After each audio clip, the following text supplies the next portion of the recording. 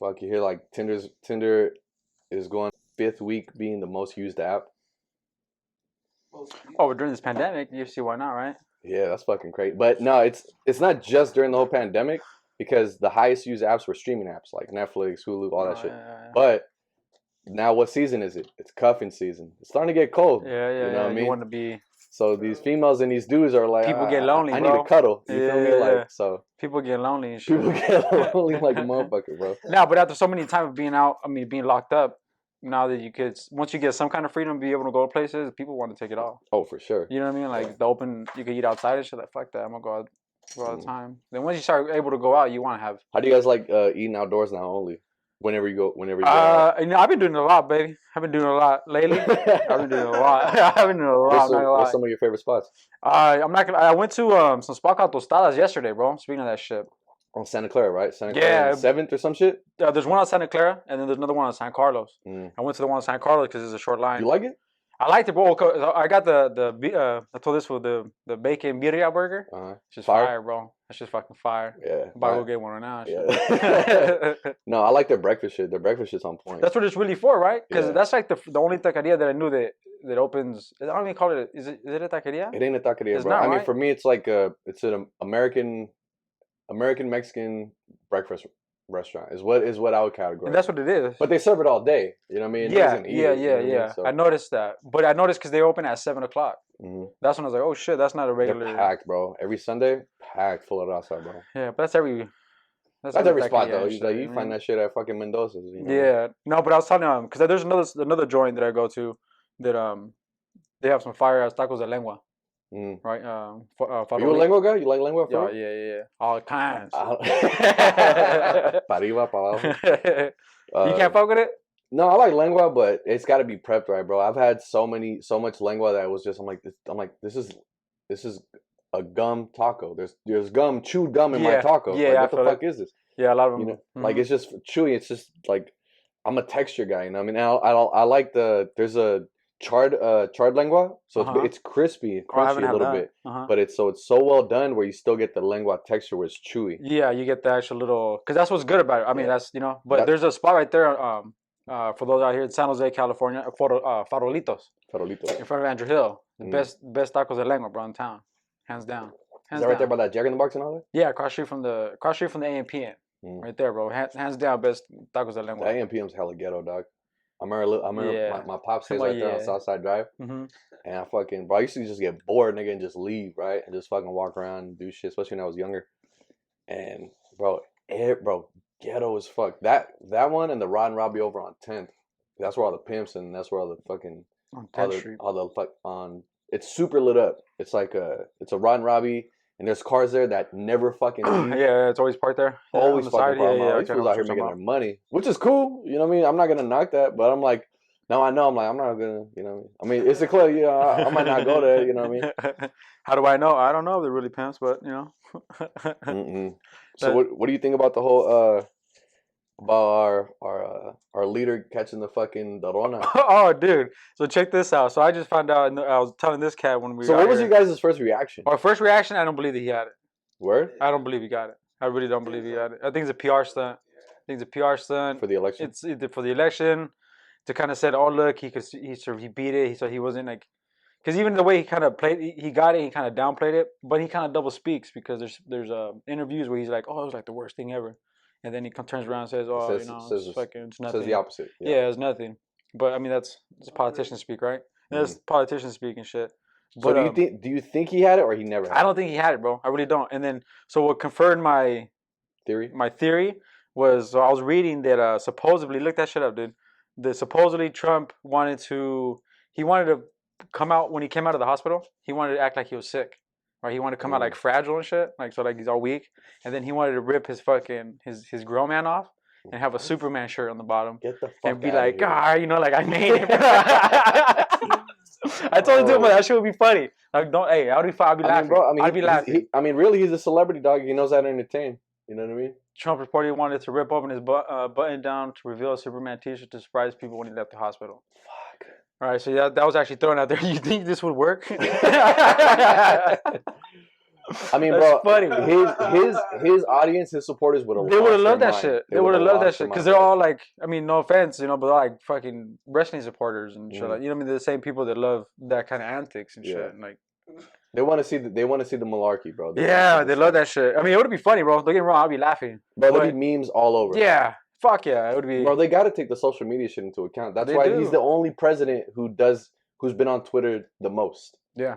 Barack wasn't on that shit like that. You know what I mean? He was barely on Twitter, but whatever. I mean, in a way, it's good because, like, what better way to reach your president, right? Like, you want to say something to you tweet at him. Yeah. Boom, right there. And he'll block your ass, too, if you don't like it. Yeah. He'll block you. You know, I guess it's in a way, like, he's not using it correctly, like, to reach people, what their needs and stuff. Yeah. Well, that's what it's going to turn into, though, right? I think information is going to get turned into stuff like that. Like something like this. He does all his breaking news on Twitter. You know what I mean? He's not going to fucking Fox News first. That's his first outlet. His first outlet is that, and I think that's what's going to turn into, like, where now that's who CNN, Fox News, and all these people, that's what they're competing with, is like fucking Twitter and Facebook, breaking news. And because most people, like, where do you get your news from, for the most part? Like, just curiosity. Where do you get, like, when you look up, like, if I say, hey, look up this for me, like, where do you go, or what is it? I mean, honestly, bro, like, whenever, because everyone's on social media, it's so easy to just learn shit and to just, like, you read shit with no context, right? Like, you'll see a picture of a burnt up baby, you know what I mean? But like, oh, this baby fucking got malaria, right? But you're not gonna click in and read it. Yeah. But you just scroll right the fuck past it. You don't click the article. Niggas don't click the article. Headlines. People like the headlines. Yeah. So for all you know, it's bullshit. You know what I mean? But like, in reality, I walk away from my phone thinking like, damn, that's fucked up how that baby got malaria and got burnt up. Yeah, burned up by malaria. And so their antics totally fucking worked. Yeah. You know what I mean? It's true. And, you know, I hate using the word fake news because fake news is such a broad sense. It's just everyone, and I mean everyone, including myself, mishandling information or handling appropriately misinformation. I think a lot of things, communication, people say, oh, it gets lost in translation. It fucking doesn't. It's like you read what they want you to read, bro. And, yeah. So like this whole fake news shit, I think that's just a way to piss people off by just saying that. But I think misinformation is the one thing that's holding us back as a fucking species. But like, I thought he had corona. I was in LA with my nigga, and we were breaking, bro. We're drunk. We're fucking just eating Cane's. Shout out to Cane's, a really good chicken spot. If you guys are ever out in what'd you say, LA? It's in LA, but it's not. It's in SoCal more than LA. I want to say Danville. I want to say Dublin. It's somewhere down south. I can't remember. Cane's chicken. Cane's restaurant in LA. Anyways, great fucking food. And it broke. And this dude, my boy, he's all into politics. He's all into the stock market. Like, he's very politically aware. He's very financially aware in the economy and everything like that. And he's like, bro, and he predicted it. We're watching this shit happen, like breaking news. My thing is, I like to like kind of read people and kind of digest and analyze how someone's reactions exactly. Yeah. How what their speech pattern is, what their emotional face structure is, you know, fluctuating as. Bro, every fucking talking head, you know, by talking head I mean like news anchor. Yeah. Look shook. Shook. They know this actually happened. Yeah. Well, that or maybe they knew it was gonna happen and now it happened. And they can't believe that it actually fucking happened. You know what I mean? But I think a lot of people were not only scared that like, oh shit, it happened, but I think a lot of people were afraid of saying the wrong thing. Yeah, because they don't want to say. And I'll be honest. I honestly thought that they would be more. Well, actually, no. It's kind of typical, right? You would think, because right away they started saying, "Oh, like I wish you well," and you know, that's where your normal talking point. Shout out to Biden, bro. Biden could have. He stopped taking ads out. He took down all his ads. He could have, bro. He could have took a real cheap shot at him. You know he could have. I mean, He can. I mean, because it's true though. The way he's handling it, I think he's losing a lot of voters with this. With him getting affected, I think it's kind of backfire. Because I believe it was kind of more of a PR stunt. Because I don't believe it in 2 days in the hospital, and you're fucking fine, and then you want to come out ripping off your shirt. Like, I don't know. Like, and you're old, dude. You're an old dude, so I can't just say that. How old is Trump? He's like 60, 70? He's like 75 or some shit like that. Shit. Yeah, 72. I don't know what the fuck. How old is he? But he's old. He's an old ass nigga. And you tell me that he got one of the craziest viruses ever, and he's in 2 days he's fucking. He's hunky. He's fine. 74. He's hunky dory in 2 days and shit. Like, I don't know. Like, but although a lot of his staffers are getting fucked up. Yeah. Like, so that's the thing is for I mean, even if it is fake, they're still on this like hypothetical hunt to see who he got it from. Right. And like all his staff were like just like fuck, they don't want to go to work and all this other bullshit. You know, and I think what's more fucked up is like, you know what I mean? Like we're all human, dog. I don't want to see anyone like have to go through that kind of death. And I know people who are just like fuck him. You know, if he dies. Yeah, that's a trippy part too. How people are actually wishing death and shit. Like, oh, fucking kill him. Like, hope you take him. Like, and I know it's. I mean, I don't want him as a president. You know what I mean? But I don't want to wish death on somebody and shit. Like, you know what I mean? Like, that's kind of. It's a little drastic right there. Yeah, I mean that just goes along like where your alliance is, you know what I mean? Because I'm very on the fence. I don't pick sides. Like when it comes to politics, I don't pick sides. You know what I mean? I'm just like whatever happens. Because for me, I mean independent. There you go. Yeah. I would thank you. I would probably describe myself as that. You know what I mean? I kind of agree with some ideas that are conservative, liberal, democratic. You take the best of whatever you feel. You take whatever you feel is the best of each side. I think each one has its benefits, its pros and cons, its values, and it aligns with what I believe or my morals, or whatever. But yeah, a lot of libs and Democrats, you know, whatever, they're just like fuck him. You know, if he dies, he dies. Fuck him. You know, what I mean? And don't get me wrong, like bro, like I believe it. Like if hypothetically, if coronavirus kills Trump, what do you think would happen? Pence takes over. Everybody's happy. Pence takes over. Pence is probably worse than Trump, dude. I'll be real with you. Bro, every time Pence talks, bro, I can't help but laugh. He's such a fucking... He's like a toddler wearing a suit. Like, this nigga, like... Why? Bro, because he's just... I feel like he's always worried about, like, fuck, like, if I got to take over for this nigga, he's like, I don't want to. You know what I mean? Yeah. I mean, no, I don't think anybody wants to be president, bro. I think you got to be, like... a certain kind of character to want to be president and shit. Yeah. Like it's a very narcissistic position if you think about it and shit. It's a very like look at me position, and no one wants to be like the people who should be president don't want to be president. Right. If you could pick any celebrity to be president, who would it be? Chuck fucking Norris. Chuck fucking Norris. What about you, Wayne? Same. That's a good one. You know. Chuck Norris, bro. What was the show he had back in the day? Walker, Texas Walker Ranger. I love that fucking show. I still watch it to this day. Bro, it's such a good fucking show. It's corny as fuck. It's corny as fuck. Don't get me wrong, but it's a good show. He's people like to call Jackie Chan the Chinese Chuck Norris. Nah, fuck that. Chuck Norris is the white Jackie Chan. You know what I mean? Because like they've had tournaments supposedly together and all this other shit. But Chuck Norris is dope. I loved him in the fucking what was that movie with all the action guys? Expendables. He was dope in that. Yeah. He still got it, bro. He's still a bad motherfucker. He used to fight, right? Chuck Norris. He's a bad motherfucker. He was in there with Bruce at one point. He had that battle, that little fight scene with fucking Bruce Lee and shit. But I don't know. I think Chuck the real fight. I don't know. I think Chuck would. Because Chuck was actually he's a competitor at that time. Like, what would it be? Or some shit like that. Chuck President Norris doesn't need security. Security needs him. Yeah. Security needs Norris. Security needs Norris. Norris 2020. What about you, Wayne? Who you pick? I would have to go with maybe on top of my head, Kanye West. Oh shit! I like that. Who would you pick? Me. I think you guys know. 6ix9ine. Next 6ix9ine is president, bro. We just walked out all pissed. I'm like, all right, guys, show's over. Out.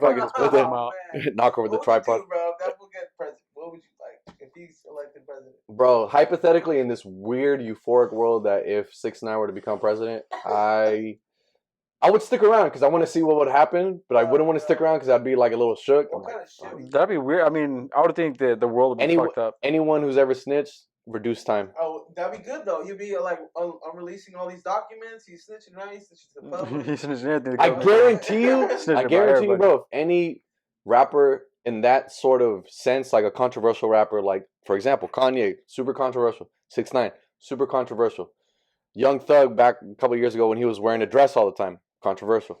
Like any celebrity or artist to that caliber that's that controversial, just automatically being in the election, supporters will go through the fucking roof. Oh yeah, well, what do you think Kanye has in that chance? People want to see the show. People want to see the people. Well, that's what people. That's the reason why Trump won, because the people wanted to see throw a wrench in the fucking system, like to see what happens. Because he's something out of the ordinary, just fucking throw it in. That's why I kind of think that the people that voted that way are gonna vote the opposite this time, right? Because they've seen what the fuck happened. They've seen what happened, yeah, and they're like, oh fuck, like, oh fuck, this is not that good. Keanu fucking Reeves. Oh, Keanu Reeves would be John pretty Wick, good, bro. President Wick. You John Wick, everybody, bro. That fool probably do like assassins himself and shit. He be fucking up Putin and shit. Bro, he's badass, dog. That fool's sick. I fuck with he's like the only celebrity. Well, him and Denzel that no one talks shit about.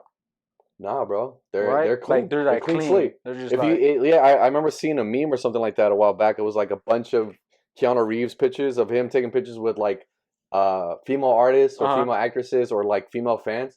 He never touches them. He does the hand around them, but the fingers never touch. He's just like, all right, all right. The ghost hug. Like, you guys see that? Yeah. You guys see it? See my hands? He's like this and shit. Yeah. I mean, he's not doing a Matrix on him. He's leaned back. Who would you have though if you had to pick one president of the United States? The person who I think most aligns with my beliefs, my comeuppance, and I think who has a very old school traditional mentality, Joey Coco Diaz, bro. That'd be fucking sweet. That's my dude right there, bro. Like, shout out to Joey. Joey. Tremendous cocksucker. Yeah. Bro, I love him, dog. Bro. I think Joey is who we need as president. Just because, like, I don't know, like, he's been through the shit, you know? Yeah. He's been in the gutter. Cocksucker. Because he's in and out. He went from, like, that criminal mind. And then now he's, like, you know, super like, successful. To being successful. Comedian, that's like the American podcast, dream, right? Yeah. Like, you know, that's...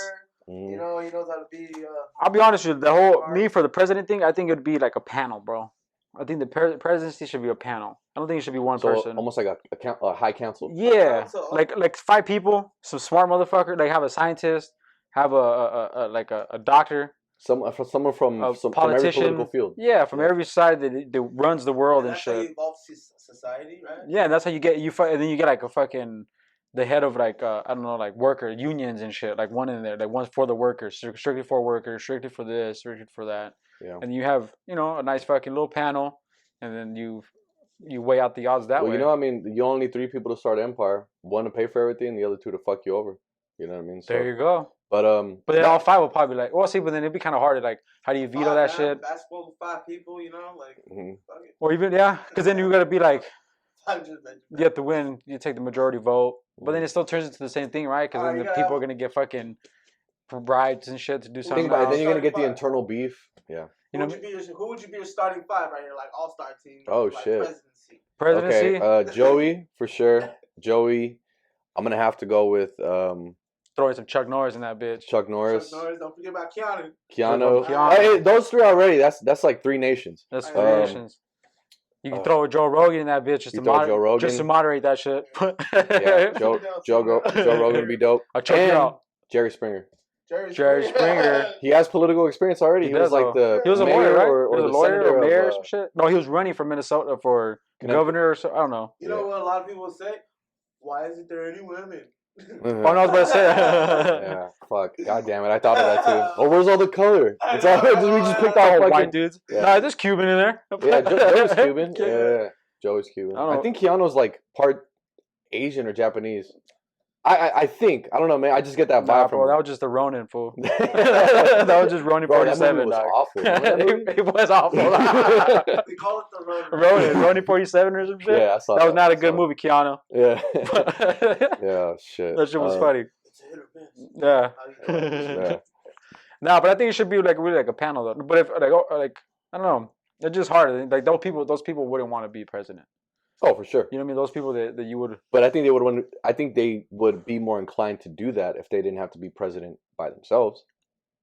Yeah, I think. You know what I mean? Especially when it's people smart people that what they think they are and shit. When or if it is people who you either know, get along with, or have interest in collaborating with. For me, I've been having a kind of a similar idea of like not necessarily the. Yeah. I left the one in the freezer, bro. Can you grab that one? I had a similar like conversation with another artist who I know about hip hop because hip hop is so out of control. It's so fucking like messed up, distorted, and it's just coming from me, my point of view. A lot of people say it's thriving. I don't know. I think the business is thriving. I think the music is not. That's just me. I see the difference. Yeah, you know. I think we need a high council of hip hop artists and OGs, and maybe a couple of younger cats who like 7 people, right? Who basically like, let's say Kendrick or Meek does something or puts out a song that's like, raises a couple eyebrows. Like, let them tell the narrative and be like, as the hip hop community, like, we don't fuck with that. You know what I mean? Not necessarily blackball them, but kind of be able to have an opinionized argument. You know what I mean? So it wouldn't be like a trial by burning. You know what I mean? Oh, you fucked up. So you'll be getting judged on every record you make? Yes. Okay. But wouldn't that be like the issue? It seems like justifiable because I agree with you. I think because I'm one like that. I feel like that doesn't meet to the standard of what I think hip hop should be, right? But wouldn't that fall into the eye of the beholder? Like beauty is in the eye of the beholder. Of course, because like, if that were to happen in my own fantasy, of course everybody's gonna say, "Oh, that's just his opinion. That's just their opinion." Right. Because art is opinion based. Thank you. Art is opinion based. So how would you set that up? So like say let's just say a council of 5, right? So a council of 5. So you would do like say a Twitter. You do like a Twitter poll, right? A national Twitter poll. Like so, I'm going along with your thing. So you go to a national Twitter poll and you get you'll get a poll for the best rappers. Right, alive, I guess. So you have your council.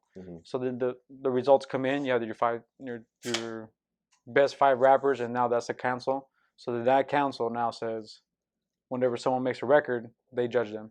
So we'll have it that way. And then if your record is not up to par, they'll also speak on it. But they also speak on like the good shit too. Like, oh, you know what? This song's incredible. Like, you know what I mean? So the hip hop community will be like, okay, cool, and then support that artist. Okay. You know what I mean? But if it says no, then you can still do your shit. But yeah, of course, of course. But you gotta get more of like an approval. It's almost like an approval. I can fuck with it. It's a cosign. Yeah. Because if you think about it, it's kind of like an award show. Put it like that, yeah. Right? Like, because how award shows, you get a Grammy for the best album, whatever the fuck. Like, think about it. If we had like this hip hop high council of like. Am I tripping? Anyway. Echas un pedo, güey. No, is there something burning? Something burning? Let me go check out the machines. Technical difficulties over here. Anyways. The TV's all smoking. You don't even realize it. What is it? Oh, fuck. You got me. Put a dip and shit. Leave him here. Run. Lock it for some reason? No, I think... But yeah, so you get a council, then okay, so now you get judged? So not only... Judge is the right word. So it would be anything controversial that comes out of hip hop, whether it be a song, a video, a statement. Okay, I get what you're saying. Okay. You get called out by the high council of hip hop. Okay. And I think it'd be 5 to 7 people, and I think you should get. And I'm not even saying get the best rappers and they'll do it. No. Yeah. Because I think the best rappers aren't right to do a job like that. Like I think Kanye West is an incredible artist. Like maybe hip hop aficionados. A lyrical genius. I think yeah, to an extent. But I don't think hip hop would accept Kanye as being one of the high council. You know what I mean? Just because his brain and everything has been so rattled with him. Yeah. But I think we should get someone from like every region, and even some like lesser known artists who are like. I think Snoop would be great for the West. I think Jay-Z would be great for the East. I think for the Midwest, I don't know, maybe one of the Twista, maybe one of the Bone Thugs, like OGs. You know what I mean? Yeah, I can fuck with that. Maybe Rakim. T.I. You know, for Atlanta, you know what I mean? I don't know about T.I. But I like T.I. I like T.I. Oh, shit. Did you hear? I just found this out, bro, about T.I. About his daughter. He would go get her, I'll send her to the doctors to check. To check if she was still a virgin and shit? That's still hella weird. Dude. That's kind of weird, though. That's old fashioned. I'm okay with that. You okay with that shit? Absolutely. At like 18 and shit, you're still checking on your daughter? Yes. I mean, bro, I don't know. You guys don't have kids, though. Nah, I don't. You know, so I'm just saying, like, men, we're overprotective. Yeah, but I mean, at one point in time, you got to be like, a line. My dude, she's 30, my man. No, I mean, but 30 is very different from 18. Because I would argue that, like, you're not an adult when you're 18. Nah, you're an adult maybe about like bro. 25, 26. That's when your cerebral cortex is fully developed. Yeah, you know what I mean? Yeah. So I think, like, I think he go a little extreme with it by taking his daughter to the hospital and be like, hey, I just want to check with my baby's still a virgin or whatever, right? Yeah, you say it out loud, it sounds crazy, and it fucking is crazy. But really, it's a way, his moral, like, what he's going for. I get what he's doing.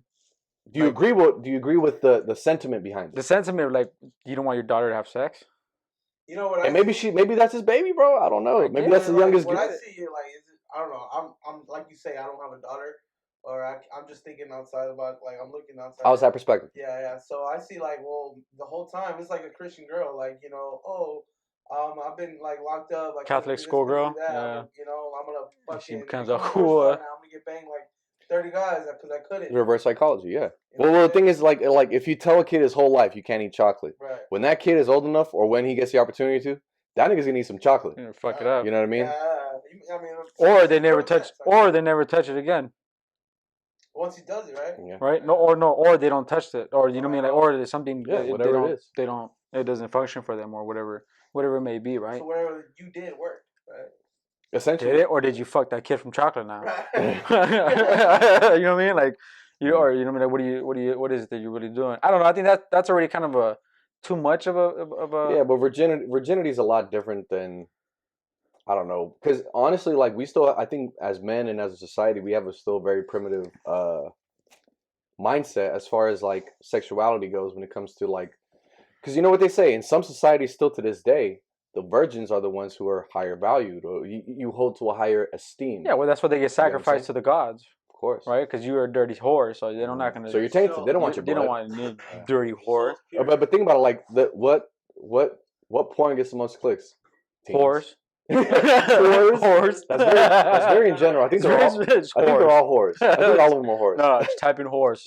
You like it. No. It's actual horse. It's just horse. You just typed it in wrong. It says horse. Horse porn.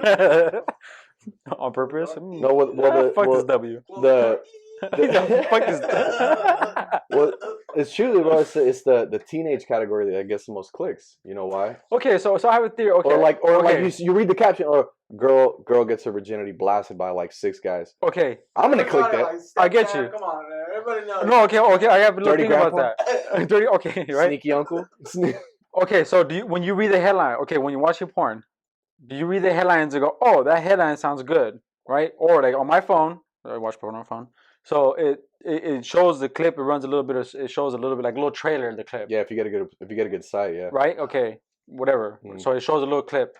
So I'm more interested in what the clip. Like, oh, that clip looked pretty fucking good. So I'm gonna click on this clip. I'm not, and it happens. Yeah, right. It's a hot clip, right? But I'm not looking. But I'm not looking at the fucking teen. You know, fucking teen and the stepmom. The comments, bro. This was all in the comments and shit. Hey, I'll be honest, but I've never read the comments. I swear to God. Is it? I do that. There's people comments on that shit? I do that on my downtime. For sure. People like repost shit. Men are animals, bro. Men are animals. Just beating up. Oh yeah, fuck this. Especially when they're talking mad shit about the bitch. Like, oh, this bitch is hella old. Like, oh, her old shit was better, or we liked her better when she was doing teenage porn. Now she's doing MILF porn. She lost it. Like the ridiculous dude, fucking plastic surgery, bro. Like, you look so good natural, now you just fucked yourself. Oh, yourself up. Well, because they're so used to getting like those likes, right? It's like that. Like when they're the ones that read those comments. I see like one bitch like trying to look just like Kim Kardashian, bro. Like, I believe it. What's she doing? I believe it. You ruined yourself. Oh yeah, I know who you're talking about too. You ruined yourself. Lila Star, baby. Yeah, there's this chick out there who looks the good man. There's this chick who looks just like Shakira. And I can't remember her actual name, but everyone in the comments like, bro, that dead. And on the title it says Shakira gets banged. Hard. Yeah. It's like it's like it says something like her tits don't lie or some shit like that. Like one of her songs. The tits don't lie. Yeah. What's that one? Where's she from? That old Ed O'Neill one. Ed O'Neill. What's that bitch name? Sofia Vergara. Yeah, there's that one like. What's the name of that show? Modern Family? Yeah. That's a bad bitch. Yeah, she bad though. What is she, like, Colombian or something? She's Colombian. Yeah. Bro, they're feeding them something different out there, dog. They're doing something out there. Nah, but even the Argentinians are hot. The Argentinians are hot. Yeah. It's like, I don't know what that is, man. What is it? Like, I don't know something. What is it? What is it? What's going on? Like he has the answers. Well, you know what happens is. Tell me what wisdom you have. No, but they bad though. Yeah, no. They fucking little baddies. Bro, like that's the thing, dog. I've never my whole track record has never been Latinas. You know what I mean? You know, everyone who knows me knows I've been always attracted to black females, whatever. But I he see likes him. it the way the black taste. Bro, the darker the lighter. Bro, it's great. Especially when they have like blue gums and shit, like super dark. Popping that. Play hide and seek, they win every time. Just got cracked a joke so Nah, bro, but like I see like these South American bitches, bro, beaches. But bitches on the beaches. On the beaches. On too. the beaches. Beach are cool too. What's your favorite beach out there? White Sand, Jamaica. Sands, Jamaica. Sandals. Sandals Resort. That's funny. Nah, dog, but yeah, they're feeling something different out there, bro. Like, you know what's crazy is I look at it. Okay, we're not that. You guys are a smidge older than me, but we're not that far. Mm-hmm. When I was in high school or in junior high, they did not look like the girls who are in junior high school or high school now. No, they did not. They don't. They look like me. they look like me with like maybe some tits, and that was it. Like rough. No, yeah. you no, because I remember like in high there was like a couple baddies, right? Yeah, like but those are the known, right? Bro, in school, every school had like 3 or 4. Yeah, but like the ones, right? Like, oh yeah, everybody knows. Like the obvious ones. Everybody knows Jessica. Like everybody knows that, right? But you meet Jessica's ass. Yeah, you know, you meet Jessica with the booty. Like that's all it was, right? But now I believe you because even feeling no, I'm good. Bro. Oh yeah, go ahead. Right. Yeah, so hella perverted and shit because you do like you go by like high schools and shit, and you like looking down and you see like a girl with a fucking crazy body, and you're like, oh shit. But then you go like she's like fuck, she's in high school. And like, dude, but you see like a line of them, bro. Like a line of the whole block's lined up. I'm like, in high school we did not have that at all, like at all. Nah, bro, and that's the fucked up thing. I want to pick up my. Maybe they thought the same when we were in high school, right? Nah, maybe you're onto something. Right. Maybe the teenage boys now will be like, I fuck these bitches, you know what I mean, whatever. But like when they get to our age and they look at their like younger sisters or brothers and they add to their schools, they're like, damn, like these bitches didn't look like you. You might be onto something. I don't know, bro, but I think it's something in the food and shit. More, I mean, a lot of GMO. A lot of the shit that people eating, and then nowadays, people start taking care of their bodies at a younger age. So you start more like you mean. Yeah, you're right. I think information out there. We're becoming a little bit. More aware, and then now, healthy, now with Instagram and all that shit, people are coming with higher standard, coming with the flies clothes. Every bitch wants to look like a filter. No, but people come in with the flies clothes and shit, coming with makeup done, like they're gonna whore it out. You know what I mean? And that's a really big society. Like, did you hear in Texas? They fucking indicted Netflix for the cuties. I couldn't bring myself to watch it. I haven't watched it because I don't like that kind of shit in general. But if you're talking about like perversion with little children, then I don't fuck with it. So anybody who knows me is I'm a very perverted motherfucker. Yeah. But I don't fuck with children. You know what? Fuck you guys. Right? Throw the fucking mic across. Fuck all y'all, man. That shit was secret. You're not gonna let me talk? Nah. So I'm a film buff. I love watching and criticizing movies and shit. And one of my boys, he super intelligent young man. He's about in his 30s now. And he's a film writer. He writes film critiques, and I think he's actually got a couple of reposts and blogs from Netflix and Hulu streaming services. That's pretty dope. Which is dope. Now he's making money of that. Mm-hmm. Like on YouTube, he just reviews movies. But so he reviewed Cuties. He said it made me uncomfortable. It made it hard to watch. As being a father with a little girl, it made me very scared. It made me very like anxious. It made me feel uncomfortable. Like it's supposed to like the way you get that gut feeling, like a gut wrenching feeling. That's what it's doing to your fucking eyeballs. Watching a sex scene in front of your parents? Exactly. Yeah. I mean, worse, but yes. But yeah, that look like, I'm cringing when there's a sex scene fuck. You watch a movie with the fam and a tip pops out and you're just like, oh, shit. Like, she's hella hot, too. You like that, Pops? Nah, Pops is whatever, but the mama and shit, you know what I mean? Like, mom, cousin, girl cousin. And then, okay, so what happened? It made him feel that way? So, he, and what he told me, he said, I respect this film because it's a narrative on how you are going to feel watching this movie. It's basically saying, it's showing this is wrong. Yeah, that's what I heard. This is wrong. So he's saying, he's like, the message they were going for was great. The execution behind it was not. Was too vulgar. Yes. Was a little, because you see these little. Because it's a French film. It's a foreign film. It's a foreign film. So they got their own rules. So they live by a different standard. But so basically, the whole behind the scenes thing is like out of I don't know the 50 girls they picked to be in the movie, they got over 680 kids to do those crazy. routines in front of grown men, writers, directors, producers of the film, to do these dances in front of them. That shows you more what's wrong with the fucking parents. But the thing is, he was saying is like that's what makes this film. It reflects on reality. Yeah. Not a lot of films do that. Yeah, that's true. You know what I mean, the last film I felt like that did that to me and made me feel like that. Like I said, I didn't see Cuties, but the last film that really made me feel like it reflected on reality was The Joker. Joker, I was about to say shit. You know what I mean? It was because like this was just a. Made you feel that exactly. Yeah, you know what I mean? So I kind of feel what he's saying, but me myself personally, I couldn't bring myself to watch it.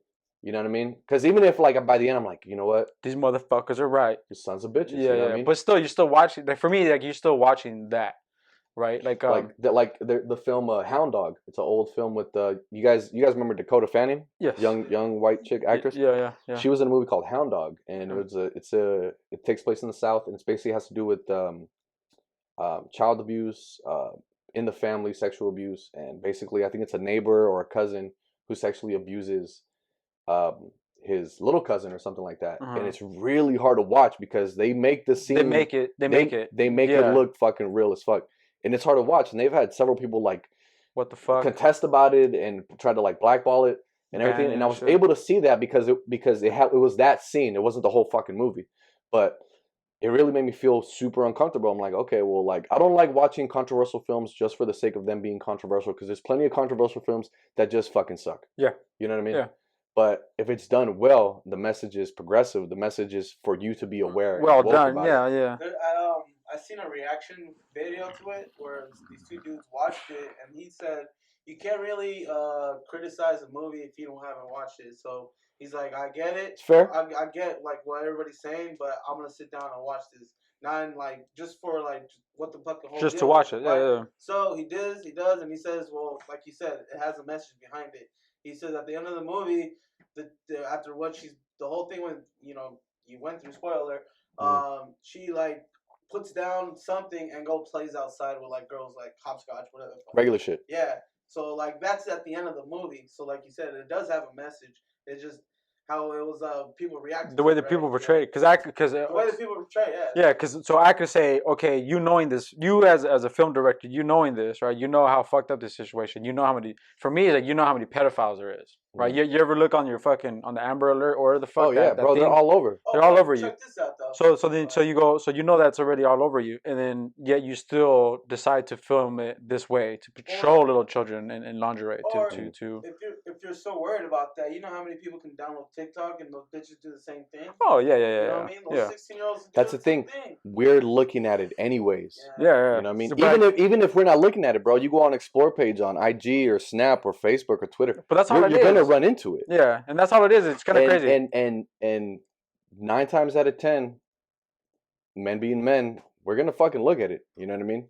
And even if they're of age, they look very fucking young. And that's the honest truth. You're gonna be like, oh shit, and then you find out, then you feel all weird or whatever the situation may be.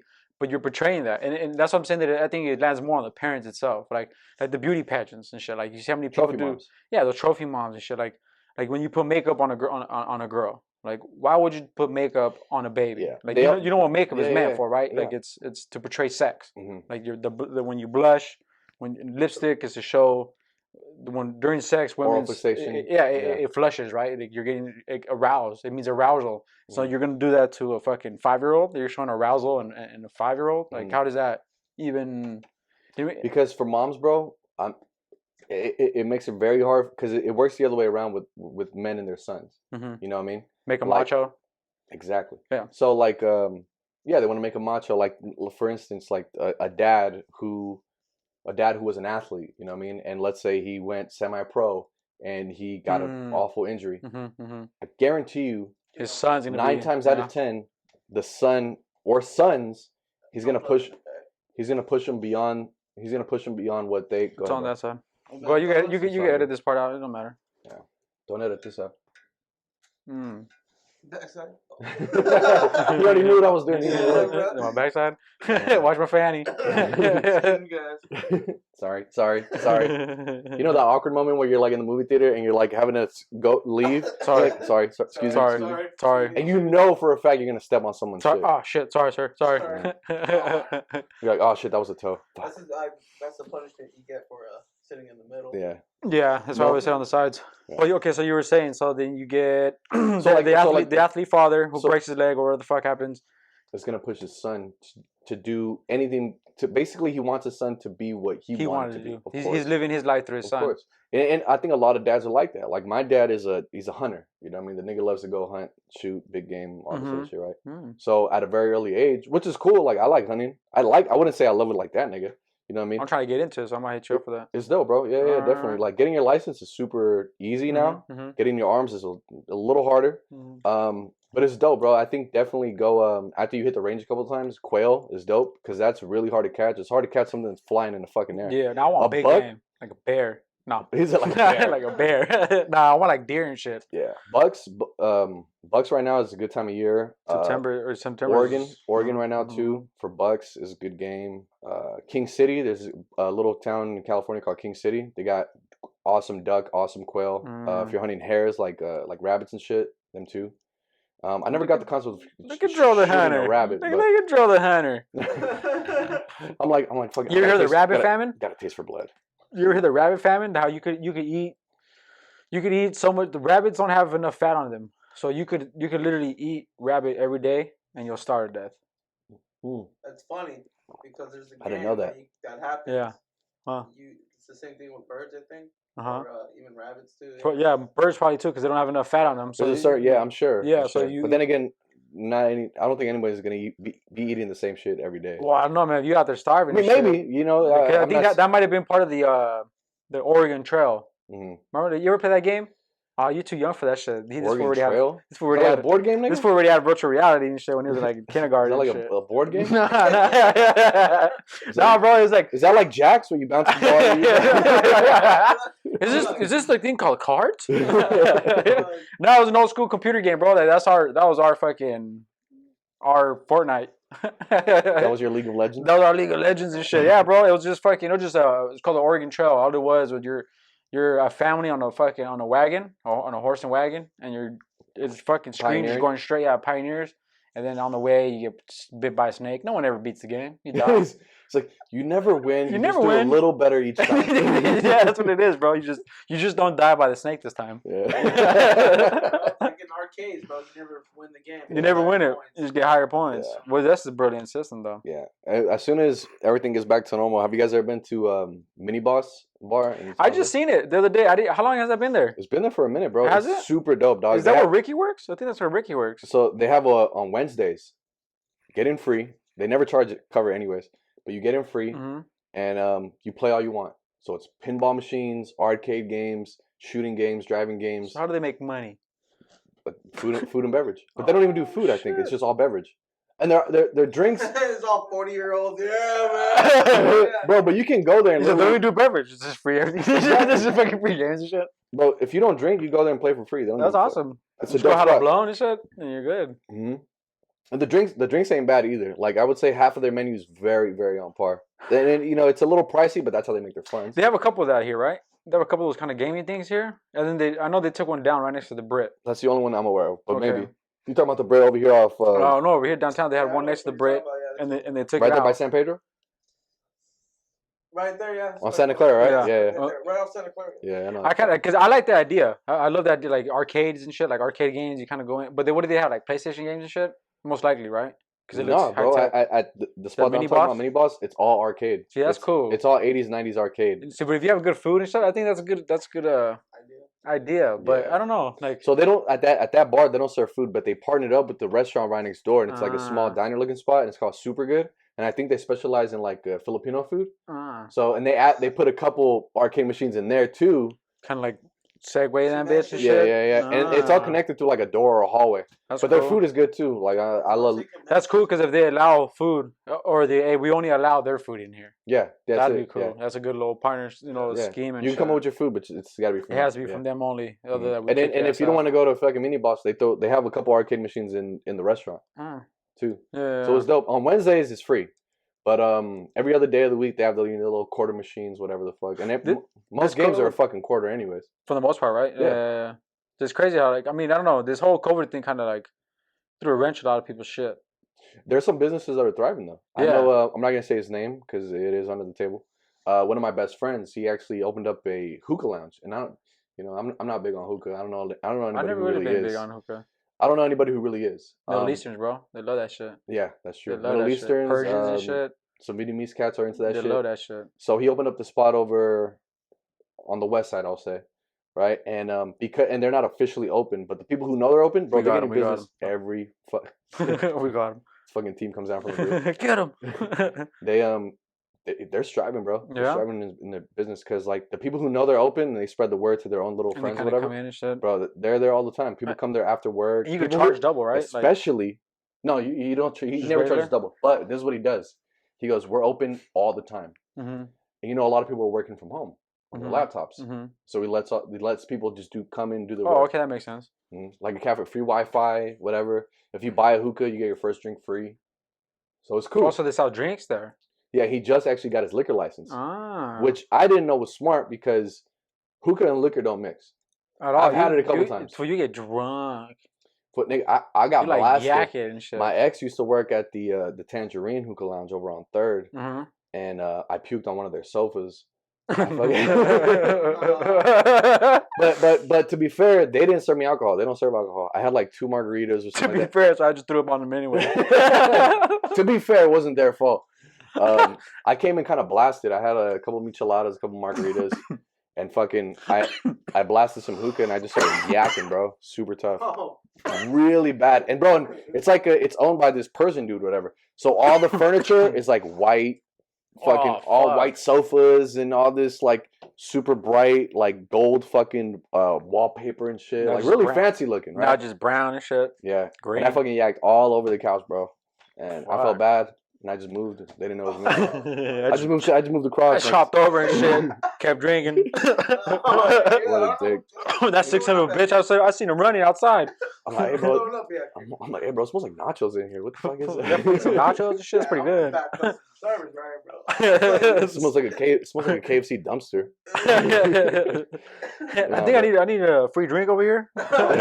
Shit smells. Yeah, bro. Well, one thing I was actually, about the pandemic, I think it's one of the benefits has been allowing everyone to kind of self-reflect about them and their personalities and like who we really are. And so it's gotten me a chance to connect and touch base with a lot of youngsters I grew up with, like people who are my age. And back in the day, we used to do stupid shit, and I realized I used to do some stupid fucking shit, bro. Because my boy, he's a white dude, in junior high, his parents both worked. Never home during the day, and they had big dogs. They had about 4 or 5 big dogs. I can't remember what kind of dogs they were, but they were not nice. They were like mean fucking dogs, right? So what he would do is me, him, and another friend, we would get fucking smoked. We'd get blazed, right? We'd go to his house. Computer dusters, right? He would get the computer dusters, puff that shit, and he would force the dogs to huff. Oh, it's fucked up. That's so fucking and for fun, we would just wrestle them. We would just fight them, like just fucking punch and wrestle the dogs while they're high on this shit. And I'm like, do we really just do that shit for fun?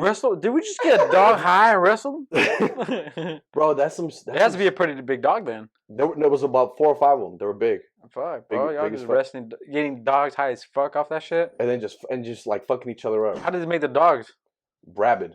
Rabid dog. Oh, because they're already giant dogs, and 5 dogs in a house, like, bro, they're gonna be cooped up. They're gonna be all fucking They're already restless, you know what I mean? Yeah. So we'll come home and fuck with them. We come home and fuck with them, all fucking smelling like food and weed. Fuck. And we fucking he hits them with the gas, and I felt bad. I'm like, fuck, you know what I mean? Like, yeah, I'm gonna need that though.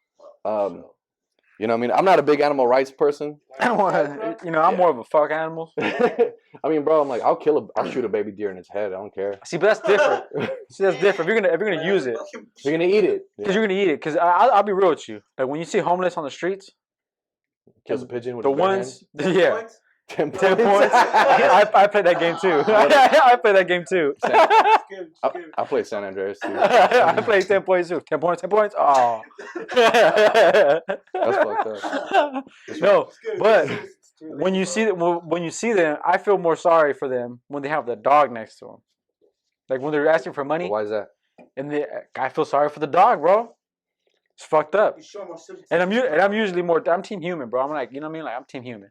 Like I'm all for making everybody better than the situation. That's why I don't get these animal rights jerk offs. I'm like, that's cool and everything, but what about human rights, dog? Like, what about like people who actually their argument is always, well, animals can't like defend advocate. Themselves. Yeah, they can't speak up for themselves. Like that dog, as you kicked in the face. Had no choice. Had no choice but to get high and get kicked in the fucking face. You can kick a homeless dude in the face too, but he can go and try to fight you. He can, but it happened though. But it already happened. You already kicked him in the fucking head. Yeah, but he could get up. He could get up and defend himself, or choose to defend himself. A dog, for the most part, can be like, "Oh, bitch," and walk away. I just what? What if that Neuralink? They put it in dogs and in humans. Oh, and they could talk to each other. Oh, that'd be sick. That'd be dope. Take that down. Make sure you trademark that. Fucking. Elon. Tell Elon to fucking. No, I mean, I just think like out of all the resources that we have for animals, like I think we got to take care of us first. For me, I guess there are some animals that are essential. I get it. Like bees. Bees. I can't think of another animal, but bees for sure. Well, I think we just need animals. But no one's fucking with bees. Yeah. You know what I mean? People fuck with bees. I guess. Not sexually. That's actually virtually impossible. That's what you say. That's what you think. No, but I think it's the butterfly effect. I'm sure if you wipe out, you wipe all the mosquitoes and shit, something happens and and you fucking and fucking. If you kill every mosquito, there will be no gay people. And then dinosaurs come back. There you go. You know what I mean? Like what happened? Yeah. What the fuck happened there? Right. So I think maybe that goes into effect of what goes into it. But I think it's just more. It tugs on your heart because like I said, if there's a dog here, you're here. I kick the dog runs out. Fuck, that's fucked up. I kick you, I get my ass kicked. Potentially, yeah. You know what I'm saying? Like, so there's a chance of a repercussion. You get that, yeah. You know what I mean? Like outside of a. Oh, that dog might come around and bite you. Yeah, but most part, if you kick the shit out of a dog, it won't. It's gonna leave. Like, he's got a point though. Unless you're fighting a fucking. Unless you're an idiot, you kick a fucking Rottweiler. Unless you're fighting Cujo over here and shit. It'll be the same thing. You're not gonna pick a fight with Dro. You'll pick a fight with something smaller, No, I'm saying, but if you just have a dog and a human next to each other, any human, it could be an 80-pound girl. Shit, but she has a chance to try to defend herself. She's gonna go get a knife and stab me and shit. Right? The dog's not gonna come back. What's up, honey? With his homies and shit. Like you have the chance to leave, come back with friends. Potentially, yeah. You know what I mean? You have there's a potential for repercussion. I mean, but am I crazy for it kind of saying like, well, not only California? I mean, San Jose alone, bro, we have one of the highest homeless populations in the country. Let me start with the so why don't we kind of contribute a little bit more efforts to that? Okay, you know so let me ask you this then. This is a good little segment for this. What do you do? What do you do with the homeless stuff? I've been asking everybody with this shit. On the podcast, outside of the podcast, I've been asking. So what do you do with the homeless situation? You, President Dro, Mr. President. Shit. I say you have complete powers to do something. What do you do with it? First, I want to address the nation. 1942 German. Dude, because I've heard. So before you go, I've heard. Round them all up, put them on an island, let them do their shit. Fuck. I've heard literally like. That's like escaping from LA. Yeah, I've heard. Yeah, the keep them on an island, keep them there. I've heard give them houses. I've heard support them with the shit. I've heard leave them there. What are you gonna do? No matter what, it's gonna be there. I've heard kill them all. I've heard everything. So like, what would you do? Like an actual plan, if there's a plan, or just an idea, and then we'll work on the plan. So President Dro, what do you do? You have to take some things into account. First and foremost, would have to be background checks. Like, does this person have a criminal past? Does this person Is this person a sex offender? Is this person a child predator? Take that into account. Does this person have come from a family of mental disease, heart disease, or cancer, things like that? Things that would make them way more vulnerable if they were homeless. Then you do psych exams. You do a what's the word where you put them in the fucking scanner, the CAT scan. You give them a CAT scan. You give them an MRI. You check their mental status. And I guarantee it'd be almost damn near impossible to do that for every homeless person. You're good. Yeah. But I'm saying this is how I'd go about it. So after all the exams, after all the background checks, then you see, okay, who really needs it? You know what I mean? Because there's homeless people who aren't really homeless. They just can't afford shit. Yes. You know what I mean? And there's also homeless people who just got a drug problem. There's homeless people who just have a drinking problem. Mental problem. There's some people who like the lifestyle. I think there's a difference. I draw the line where, yes, drugs and alcohol definitely you can develop those problems by already having mental problems, right? So if you're like suicidal, one could become the other. Yeah, and one can become the other, vice versa. I know people who are just simply drunks and now they have mental issues, you know what I mean? So it works vice versa. So, but I draw the line at like, okay, people who are sexual predators cannot have any sort of help from the government. So they should getting housed. Excuse me, getting housed. They shouldn't be housed. No. Okay. I think at the most they get food stamps. Okay. I think at the most every homeless person, every person who does not have an actual income, gets $1,000 worth of food every month. And that's just food stamps. And food stamps, you could buy like not just food. You can buy you can buy everything. You can buy beer with food stamps now. Yeah, that's what I'm saying. See, but okay. So we go there. Go ahead, President Joe. Every homeless person who has no income, absolutely whatsoever, gets $1,000 in EBT. Okay. And it can only be assigned because there's a problem with food stamps in this country. Is we share it, we give it to each other. It can only be used now. Food stamps is going to be a card, and this card has your name on it. And this card has to have your ID picture along with your own. You could buy EBT cards. Oh, exactly. EBT shit. Yeah. And along with your own ID on the EBT card. Picture ID. It's got to be two forms of proof in order to use this card. Okay. So, because a lot of people just give their EBT. Yeah, and they buy drugs. Exactly. So, or like they go to pharmacies and buy a shitload of doesn't matter, whatever it is. Exactly. Or you could they buy other shit, but they buy it. So. Why don't you sell it away? So it'd be $1,000 worth for food aid. We'll call it food aid, right? And then you get minimum health insurance, being that you at least twice a year you get a physical. Okay. And it's mandatory. Like they'll look for you, kind of thing. You know what I mean? So if you get stopped by the police, oh, you haven't done your annual physical yet since this month. It's due, whatever. They'll say you have to go to this hospital. If we don't, we'll fine you again. But not only if we get you again, we'll fine you. So we're trying to keep you safe. We're trying to keep you healthy. It's a proactive way to keep you safe. Exactly. Right, because they're looking for you. Okay. So, and especially every homeless person over the age of 60 is eligible for housing.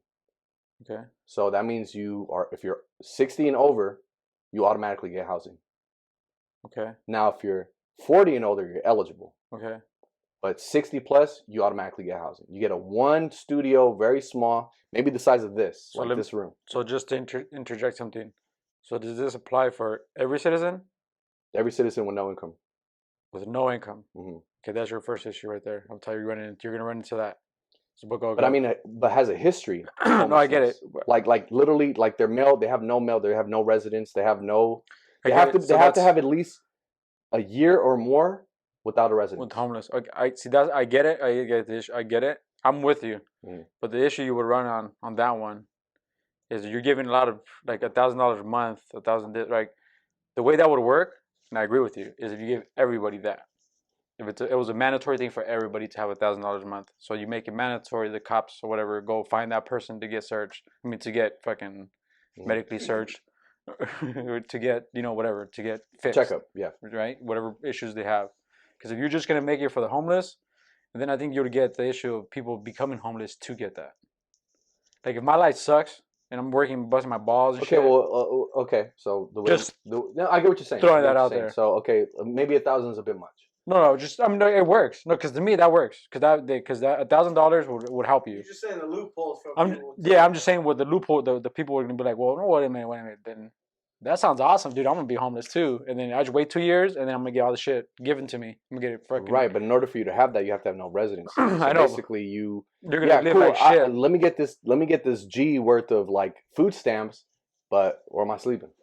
Yeah, no, I'm with you because I'm with the whole like once the what is it, the annual or the monthly income? Mm-hmm. Like I'm with that, like giving $1,000 people $1,000 to everybody and well, I think in general in the United States, I think every person over the age of 18, like the whole Andrew Yang thing, the basic universal income, like should a G a month for sure. But if we're talking strictly about homeless people, okay, I think anyone that has been without a residence for at least a year mm-hmm.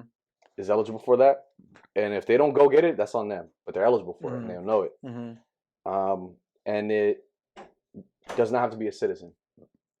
Okay. So illegal immigrants, you get financial aid, whatever. Just Team Human. Mm-hmm. Exactly. Yeah. So over the age of 60, you get housing, no matter what. I fuck with it. No matter what. Over the age of 40, you're eligible for it. Under the age of 40, you still get all the benefits, but you're not eligible for housing. Now, if I want to build facilities in every city, in every town that is basically a privatized, government-owned hotel for homeless. And so that room is yours, but you have to be there every night and you can only be there by yourself. Prison for homeless. Nope. It's not prison if you get to leave. No, I get it. But because privatized prisons, right? Privatized prison, but you don't get but in prison you don't get to leave. No, I get it. But I'm saying it's the same system they're using for the 1942 Germany. No, but I get what you're saying. But that actually makes sense because that right there would actually make more sense because you're paying an establishment to keep in like a person, which unfortunately what we used to have that. Well, the insane asylum, right? Because I'll be real with you, dude. Like I do a lot of homeless encampments. I work in that kind of field and shit, and like cleaning up homeless encampments and doing stuff like that. And a lot of them are like mental issues, like you know what I mean? Because you'll see it, dude. Like people walking on the street yelling at nothing. You know, that's not a drug issue. I mean, I've done lots of drugs, and I'm not in the street just fucking yelling at shit. That's like a mental issue. Mental disorder. Yeah, that's a mental disorder. And in the 80s, when Ronald Reagan got rid of this whole fucking no more insane asylums and shit because we don't want to pay our taxes and stuff like that. You know what I mean? I'm even willing to do that. I'm even willing to put the taxes into have a hospital for like fucking mentally challenged people or mentally. So it would be so the way I would have it would be every city, every town, depending on how big or the population is, would have a privatized hotel for homeless. Okay. You get a public cafeteria, public kitchen, and you get your own kitchen and bathroom. So basically get tiny studios.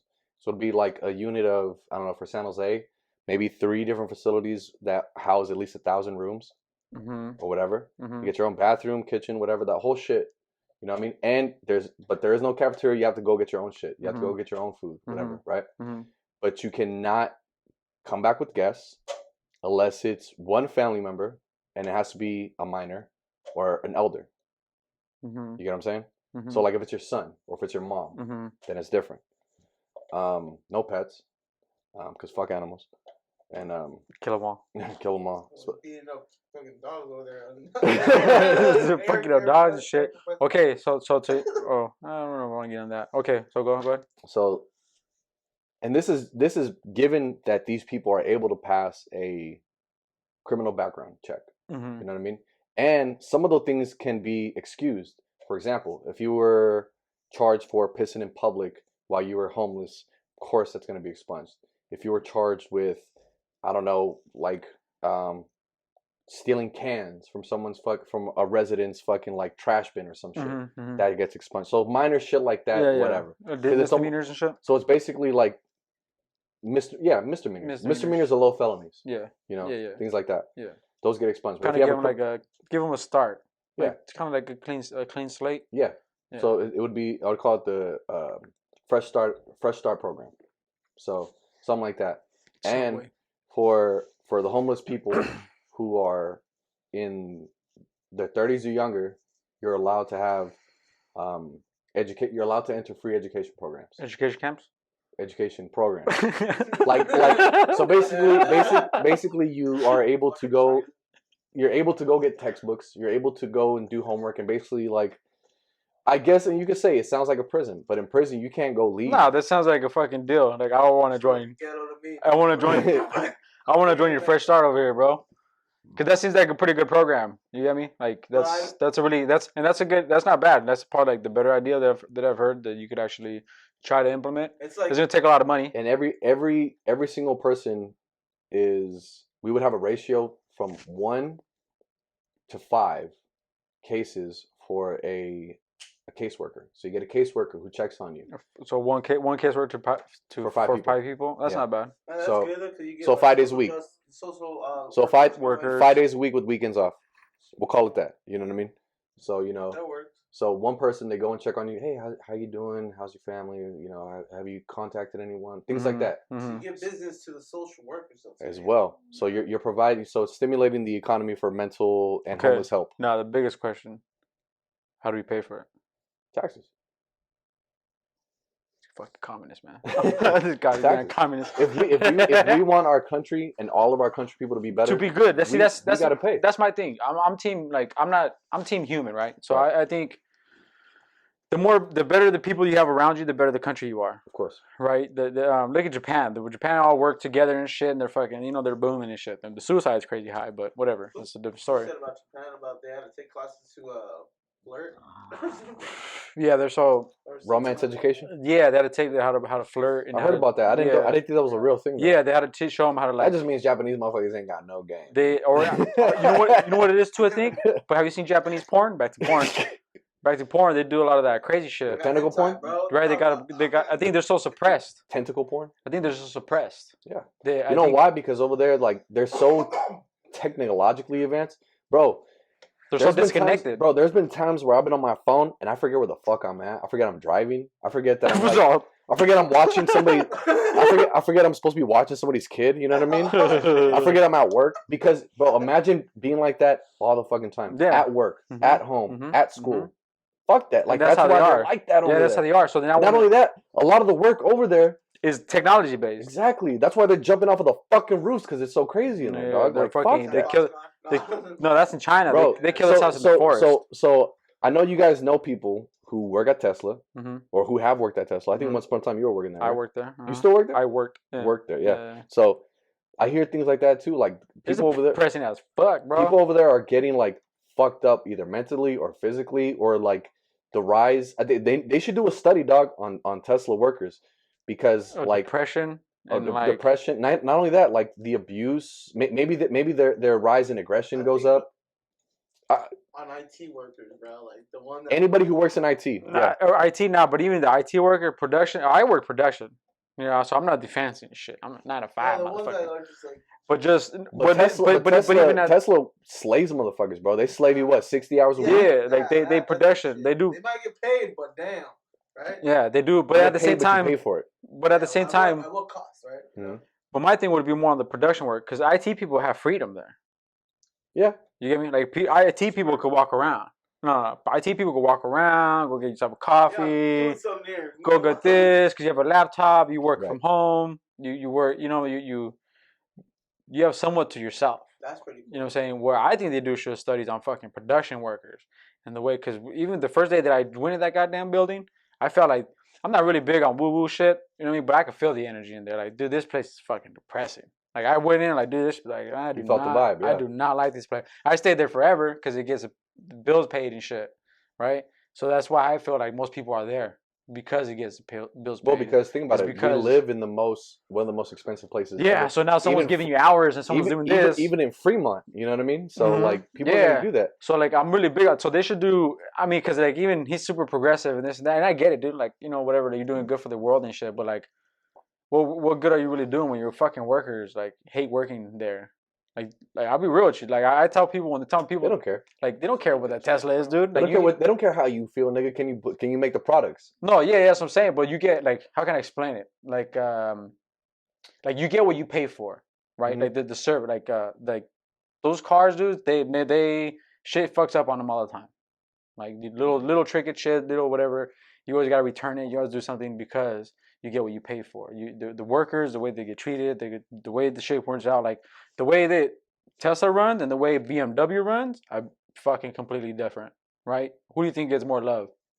BMW or the Tesla. BMW. Right? Or Mercedes or, you know what I mean? Like those people, the workers BMWs, love. that's not an American company. Nah, right? it's German. German, right? The workers love working for like BMW. The workers, you know, I always had a thing for like when new people to come in, and you do the morning meetings, and people have fucking chants and shit like, oh fucking come on, Team Tesla, right? You can tell who's new. Everybody's like, oh fuck yeah, it's super excited. The people who are happy. yeah, bro. I swear to God, people are happy, and then like, and then you're like, I'll give you a week. I know you give it like a month in, bro. Then like no one's clapping no more. Everyone's all fucking burned out and shit. No one like. Yeah. It's, I mean, that's the production line. But that's what you get too. You know what I mean? Like, so before we drift all the way to something else, so what holes do you have to pick into my homeless plan? To the homeless plan, that I would say more. It's gonna be the way you're gonna pay it, right? Because taxes. How would you fund it? How are you gonna fund it? Already by raising, you're gonna raise my taxes even more with that. You're gonna run into big trouble with that, especially in California, because we pay the highest taxes out of everybody. So now you're gonna increase that. Just to give homeless people money that you could be giving me, and I don't even get that, and I bust my ass. I'm barely paying rent. Yeah, you're gonna have pushback, right. You're gonna have pushback. You're gonna have pushback on that. Locations. Where are you gonna build these? Where are you gonna put it at? Like I know they're putting one location kind of like in Burnell next to some nice apartments.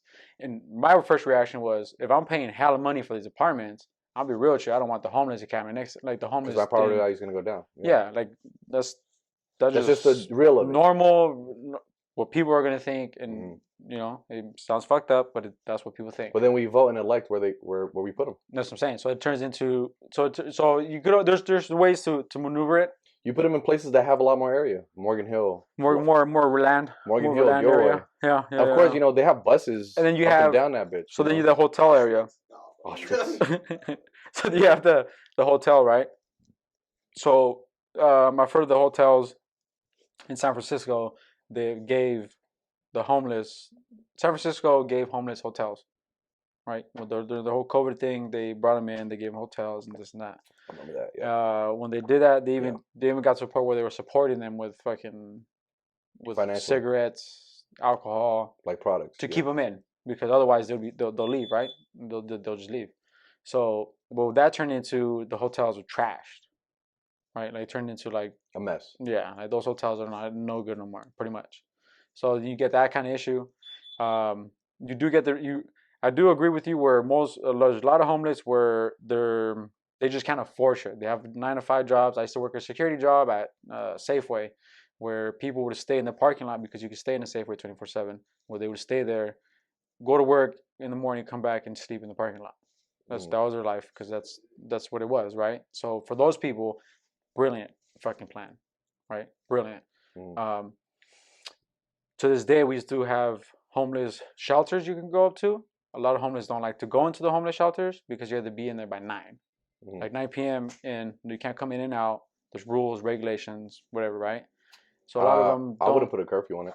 So it turns into, you know what I mean? It turns into no. So there's no curfew, but you have to have a check-in every 12 hours. So you have to be there. If you just go in and leave right away, you got to check in every 12 hours. Okay, I get you. Yeah, so just so that you're still alive, even. Yeah, because it would benefit you too. Because it's like, okay, well, you're still here. You know, we're not gonna mess with your shit. We're not gonna move your throw. You have your own privacy. You get your own key to your room, whatever, and that's it. And then for those people who are at risk of self-abuse, like drunks, like drug addicts, you get random checks. What? And not like they search through your shit. I mean, they just check on you. They don't go rifling through your shit. They just check on you.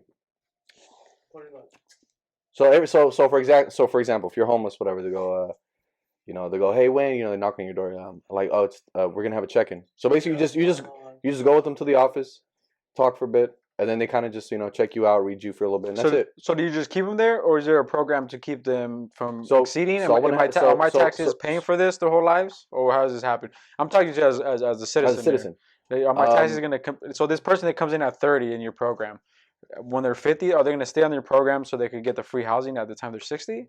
Or how's this program work? No, do you show progression? So there would be an annual. What would it be?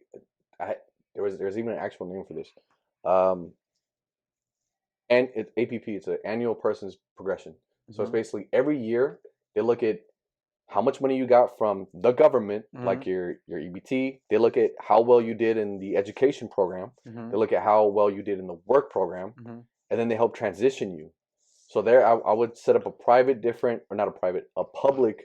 transition program for those people to be able to go out and buy their own or lease their own land, room, house, studio, apartment, things like that. So it would not be a permanent thing. I think every year you have to progress. Every year you have to. So can you get kicked out of this program? What if you don't progress every year? If you don't progress, you're assigned more. You're assigned more hours that you have to do at Job Corps. You're assigned more hours that you do in the public education program. So basically, we're pushing you to do better. You get a minimum of, we'll call it 3 years. If you don't progress in 3 years, I'll give you that. If you don't progress in 3 years, that's enough time to say get your shit together. Yeah, get your shit together. And even if it's just a small, significant change, it's a change. You know what I mean? And then we move on from there. Then you go into the transition program, where it's basically people who counsel you. I want to have a team of what is it called? Realty workers, people who work in realty, or realtors, people who work for job corporations like retail and food, and have those people help. Or in the Silicon Valley, have people who work in tech or manufacturing or product production, and then help them transition them into jobs. Well, I'll be honest with you. The only problem you're gonna run into is paying this shit, because your shit sounds expensive. Because there's a lot of people you're hiring. But it sounds good though. But it sounds good. I like it. It's a better plan than putting them on an island. And not only will we'll do tax, not only will we'll do tax. We'll call it like this. We'll call it like through every giant corporation. We'll call it McDonald's. We'll call it Walmart. We'll call it Costco. Google. Amazon. Google pays it. Google, Amazon, Apple, all that. Fucking Trump. So tax dodging son of a bitch. Lucky I'm Trump. So it'll be those 6 or 7 companies, and they have to have a minimum of at least 10% workers come from that program. Okay, I get you. Because what I did was something the way you could fund this. So Gavin Newsom just passed a law where companies, whatever they make plastic shit, or I'm pretty sure it's plastic shit. Plastic products? Anything plastic. It has to be a certain percentage of recycled in order to get like a tax break or some shit. So now that incentivize companies to recycle shit, because now they're going to get more money in the back end.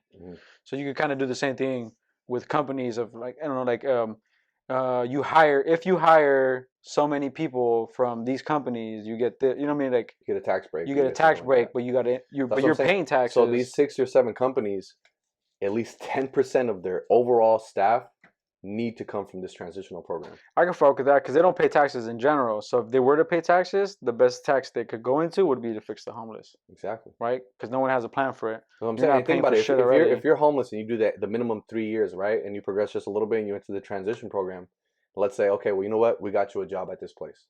You know what I mean? At Google. Now you work at Google, player. And we're going to give you a chance. You go and boom, right there. Let's say that person does great. Then you go more and more and more and more into that program. You know what I mean? So therefore, the big companies are helping them by getting people to work for them. And I mean people, not just homeless people, these people who were homeless. Right. Yeah. That's just my thing. No, I get you, because that would help pay for it. It would. Because you're not just getting a homeless person, you're getting what is it? Progressive economy.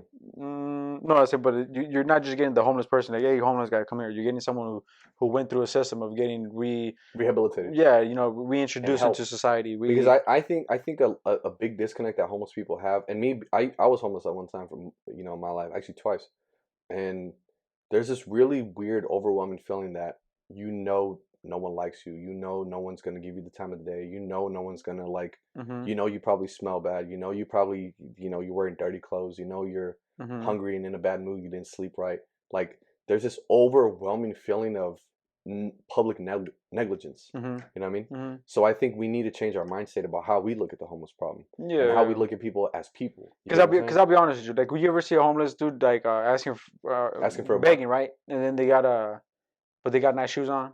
Or they got nice clothes, or they got a cell phone, right? And then part of you kind of says, well, this motherfucker has better shit than me, right? And then I tell myself, all right, wait a minute. If I was homeless and I was begging for money and I got some money, what would I spend it on? I would spend it on a shower, maybe some nice clothes because I don't want to be fucking dirty all the fucking time. Of course. And now I got a cell phone because I want interview. You know what I think? What if I'm trying to get an interview now? You gotta. I think we should take it a step further. I think kill them off. One by one, just pick them off one at a time. One at a time, bro. I think we should have programs, or not programs. We should have classes in California, especially in high school, that it'll be depending on what school you go to. I guess it can be an elective or it can be an actual class, and it falls under the category of economics, of homeless, poverty problem progression. We'll call it the PPP class. Mm-hmm. And you take it just like you take English and history and all that. So we get. What is it teaching you? So it teaches you about the homeless problem. It teaches you on how easy it is to become homeless. How easy it is to become homeless, and not only that, is understanding the problem, understanding the people, so having sympathy. What is it? Perspective.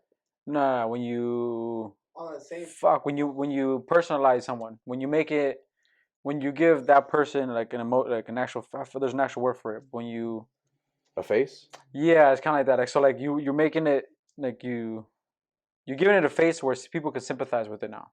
When before it's far there. It doesn't. That's not me. That's not my world, right? I don't know anyone homeless. But because the homeless population is so high, I think they say 1 out of 10 Californians knows a homeless person.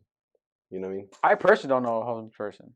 I know several. Like, you see what I'm saying? So that's what I'm saying. That right there. So, and the thing is, like, so that statistic right there. Let's say in the next. Technically. Oh yeah, I see your part right there. Let's say in the next 2 or 3 years, right? And I don't mean just homeless. I mean like homeless, like the guy sleeping in the parking lot at Safeway. Mm-hmm. You get what I'm saying? Yeah. So what I'm saying is, if we get these kids to start learning at a young age, that's my thing. Kids, get them young. And even if they don't give a fuck, at least we did what we did as a society to do our best to educate them about the problem that they are going to be faced with in the real world. Future, yeah. So that and with that whole class, and also introducing a class on like credit cards. Financial. Oh yeah, real shit. All that shit that is gonna bite. And that also falls under economics. Yeah. See, that's what I'm saying. That's where I believe the way you're gonna nip the shit out the butt, the homeless stuff. That's perfect. That to me is a good plan for what's now, right? For the people that are out there now. You know what I mean? That's perfect. That's a really good plan. My thing would be where it starts from is as the kids, like in school, show them about that kind of stuff. Show them about the addictions. Show them I'm good. Yeah, I'll take one more, bro. You know what I mean? Show them shit like that. Like, to start it young, to show them empathy, to show them to learn compassion, education, compassion to what. Not only that, people's suffrage and every semester in every class. So for every class that the PPP falls under, charity work. So every semester you have to complete a few hours of community service working for and with the homeless people alongside them. Mm-hmm. And you also get one homeless person to come in and talk to the classroom. I can fuck with that. Yeah, I can fuck with that. Because you know why? Because reading a book is one thing, learning from a teacher is one thing, but to have an actual victim of homelessness come and talk to a young person, several young people, it hits you different. You get what I'm saying? Yeah, that's like that scare straight shit. Exactly. Yeah. So you and me can talk shit all day about abortions, right? Mm-hmm. And about how you think about it, what I think about it, what Wayne thinks about it, but it's different. It hits different when you have someone in here who had a forcible abortion. Mm-hmm. Or didn't want, yeah. Or maybe because they were financially, or they were in a really bad time in their lives where they had to have it. The most gruesome was the rape victim, or anything, and it goes into, yeah. I mean, so that's my take, President Dro, 2024. President Dro, 2020. That would be my first thing. I'm going to put my bid for his VP. No, that's good. That's a good take, bro. That's a good, well thought out take. It's that's really not. Call the White House. That's a good take. That it's a good perspective that you actually thought it through. Yeah, I mean, and the only reason I feel like I've been asked before, but I haven't put a lot of thought towards it. I've thought it through because like I remember being homeless and like I remember no one giving a fuck. Mm-hmm. You know what I mean? No one's going to. And the thing is, like, how do you even begin to attempt to change is one thing, but education is another thing. You know what I mean? Like after the whole laws and the policies and the helps and the aids and the taxes and the housing, after all those things, what are the people who are not homeless learning about the homeless. Jack shit. Because they're not in the program. But once you feed it into junior highs, high schools, college campuses, then we start looking at it different. And then you get 1 or 2 people, like to pass the class, you have to do several hours of community work alongside rubbing shoulders with these homeless people. Yeah, because then you get to meet a victim of homelessness. You know what I mean? They come and they talk to you about their life story. This is what happened. And I wasn't a bad person. I just think it humblizes you. Even exactly. As a rich kid, even, right? Because even rich kids have to take this class. Yeah, like everyone. So it turns into a mandatory. Yeah, it's a mandatory. It's a nation. What is it? Where it's like a curricular, where it's a mandatory curricular. Yeah, it's mandatory curricular. So now you have rich kids who would never be in that kind of field, have to rub shoulders with the poorest of the poor. So now it gives them a different perspective, and it's that stereotypical thing where it's like, oh, I met this poor guy, and he's so cool. Oh my God. Like it turns into that. Like it's on movies all the time because it really happens. Like you meet someone who's homeless probably or any scenario, right? And this person's completely different from what you actually thought what you originally thought they were. You know what I mean? So that always plans out. So what do you think? What do you think, Wayne, about my whole stance on it? I like it. Of course, you're gonna have some people that may disagree on certain things, but I think once you put your initiative, you put your right foot forward. All those little things that people might pick at, we can always correct. So it's just that the way you have it set up is pretty cool. I like it. I mean, of course, Casper said it's all about the money too. Yeah. But the way with the corporations, how we can use that, especially over here in Silicon Valley, definitely, bro. Shit, all those big corporations, they can. What is it to them, with the little change they got, how much money? Because they don't like to pay shit. Those fucking thieving they don't make Amazon don't pay shit. Thieving, right? And it goes from anywhere. Like I'm a full believer in equal opportunity. But people who want to learn are gonna want to learn. People who want to get better are gonna want to get better. They have a fucking chance, man. Like some it might hit them like rock bottom, like boom, I'm in the gutter, man. Like, and there's no helping hand. Like some will wish for that one, like maybe not a lot, but that one person may wish, and that's good enough for then. Yeah, it's the equal opportunity. You're not looking for the equal outcome. Yeah, because you're gonna get people that don't like to do that shit. ¿Tienes un destapa? Oh yeah. Right, you're gonna get people that don't like to show up to the shelter because there's a curfew. Right, you're gonna get those people, and then you're gonna get the people that do show up. You're gonna get those people that want to change, of course. Yeah, that's what I'm saying. And they don't care. You're always gonna get the people that fuck around. There's gonna be people. Look, of course, and the thing is, look, thank you. And that's the beauty of people, though. The thing is, look, if everyone has an equal chance, then everyone at least gets to determine whether they take that chance or not. Yeah. You know at least you have the choice of whether you fucked up or not. That's my point exactly. Yeah. And since we're still talking about real world shit, I want to get your guys' take on the whole Proud Boys thing. Proud Boys thing? All right. So Proud Boys. I honestly don't know what the fuck that is. But yeah, no. Are they like a group of guys or? No, so from what I heard, the Proud Boys really started with Gavin McInnes and some other dude. I think it started off as a joke. Originally started out as a joke, and then it turned into Trump troops. Trump troops. Not even Trump troops. Before that, it turned into anti-justice warrior shit, right? Because it was around the time when you would get a conservative speaker goes to a university. And then all the Democrats and liberals would come and they would protest and fuck with them, fuck shit up, and then they couldn't speak, right? And I've always been against that. Like my thing is you should always be allowed to give your opinion. Yes. So if you believe a bad idea, counter it with a good idea and let people decide, right? Exactly. Because all you're doing by counseling someone is you think you're smarter than me because he didn't convince you, so you're saying that you're smarter than me because he's going to convince me. That's all you're telling me. Right. So but by you just totally shutting them down, it makes you ignorant. Yeah. And not only that, but now I'm mad because you're smarter than me, so fuck you, right? Like switching at the whatever. But the Proud Boys thing, and then it turned into anything the organization turned into if you just happen to show up to this dude, Gavin McInnes would show up to a bar and just say, hey, if you're a fucking Proud Boy. They'll just fight each other. They'll do stupid shit, just fools getting drunk, and then meet me here. and there's a Boston Cats. So obviously Boston has a lot of white people. They're very rowdy, right? So whatever. Fucking fight me. Yeah, stupid shit like that, right? They're all like people like that. Yeah, you fucking cacksucker. Yeah, they're all like. Yeah, so the Gavin McInnes dude he was one of the main people from Vice. You know, Vice. Is he the guy with the twisty mustache? Yeah, that dude. Yeah. He's the one that started all this shit. Yeah, he's the one that started the whole shit. One time with Rogan, he looked like what's that movie? Fallen. Yeah, Michael Douglas. That's a fucking good ass fucking movie. That is a dope movie. Brilliant movie. It's a fucking great movie that can definitely relate. So now, yeah, so everybody can relate to that bitch. Yeah. He fucking lost his shit, and that's why he went on. Yeah.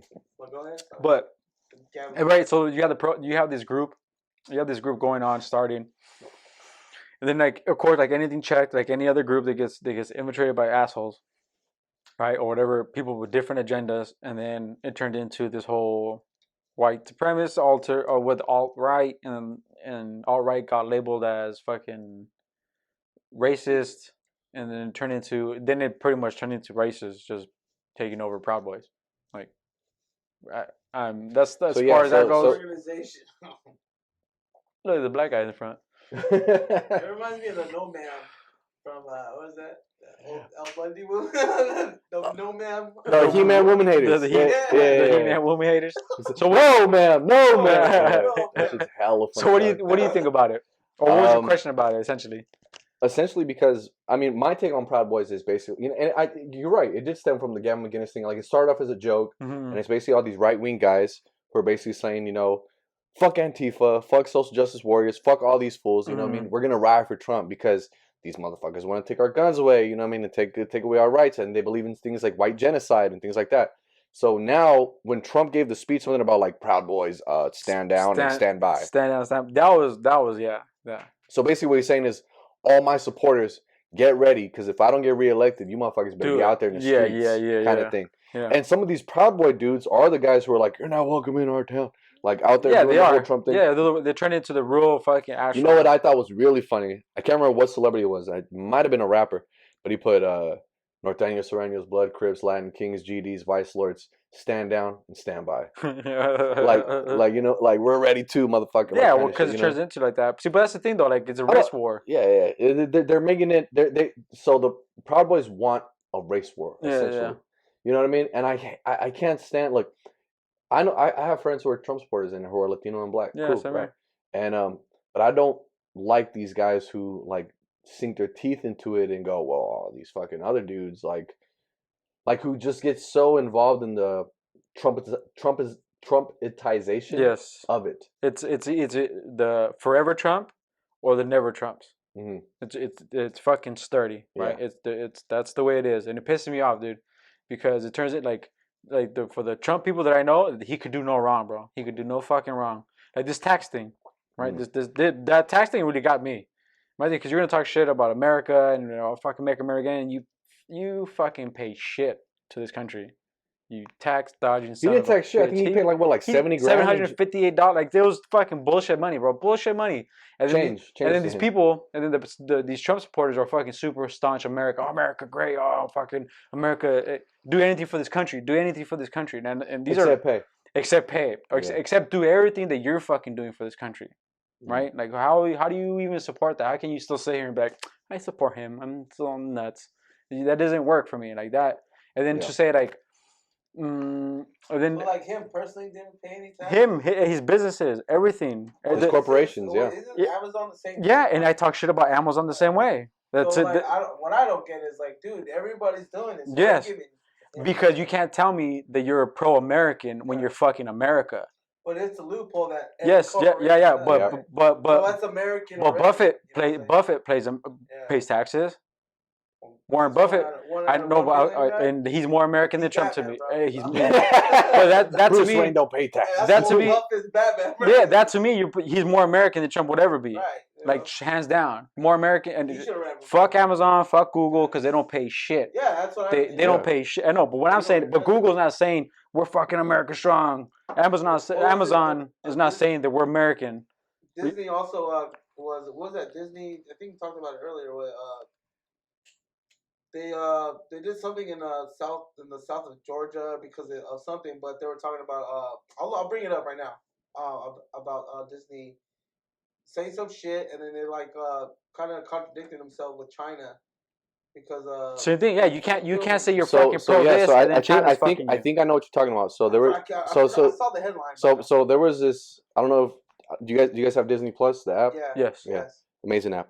That was a great fucking app, Disney.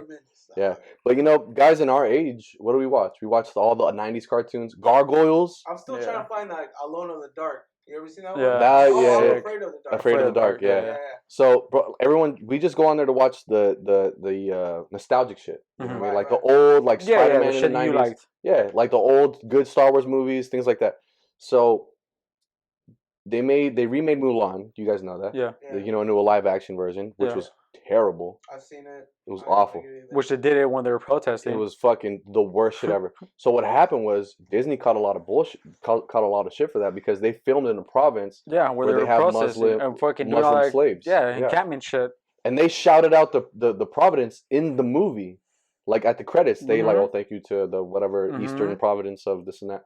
And it's like, what the fuck? Like, you guys are basically supporting and helping the economics slavery of that province. Yeah. And as a Disney, as a family, wholesome fucking thing, how can you support that, right?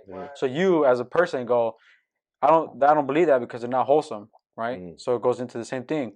You, Mr. President, saying America was fucking great, America this, yet you pay nothing to it. Oh, I know it's a loophole, I know it, but how come you guys haven't got rid of it? How come you haven't got rid of it, player? You talking about get rid of the swamp? Or how come you got rid of it? How come? And yet the people still, oh no, it's okay. Obama did it too. You think the next person, because you got to put it through office, right? You got to push it through. Yeah, but if you were to make a big deal about it and say, hey, these are people, like the same way he ran on everything, the same way he ran on it. That's what I'm saying. Like, just because the president before did it. I see it, they're all on the same team. Why would you fuck up somebody else's shit? Por eso digo. So that's for someone to say that, oh, he's different. Like, shut the fuck up. He's different. Like, bro, you sound like a girl with like 5 baby daddies. Like, you know, he's different. Hey, like, bitch on the Maury show. Shut the fuck up. Yeah. Hey, that's what bro, they gotta bring back the Maury bitch on the Maury Show and shit. Bro, the Maury, bro, I don't know. I don't think it's on anymore. Yeah, I don't think you can do that anymore, bro. You're hoe shaming. You're slut shaming. You're slut shaming, bro. Yeah. You know bro, the Maury Show and the Jerry Springer Show were the best. They were the shit, though. They were the shit. That's probably why we're all fucked up. Because we're 10 years old watching fucking the Maury Show. I used to watch that shit. Bro, the funniest things, bro, is when the guys find out they're not the dad, and the whole place turns into like a Lil Wayne concert. Oh shit! Fuck that! And then the fucking chick runs off backstage, and the cameras are like fucking running after her. You're not the father. You just fucking do it. Hey, they're doing backflips and shit. Like, backflips. So how does it feel to be a hoe? How does it feel? Oh shit! So there's another thing. There's a policy or a prop that's up for debate in not this election but the next election about having every let's say you get a girl pregnant, right? Your lady gets pregnant, right? So as soon as she gets pregnant, after about 2 months or so, it's mandatory, highlighting underlined mandatory, that they get a DNA test to prove that it's yours. I can fuck with it. I can fuck with it. Throughout. Oh, okay. Every state. I can fuck with it. I mean, I don't think anybody has a problem with that, but I think the people who have a problem with that are who? The ladies? The sluts. The hoes. So they're like, no, we don't want to. So they're saying it goes against their rights, when in reality, it kind of doesn't. Like, you're already going to the doctors to get checked up on, things like that. So this is basically one other box you got to check off. Like, would you like to know who the father of the baby is?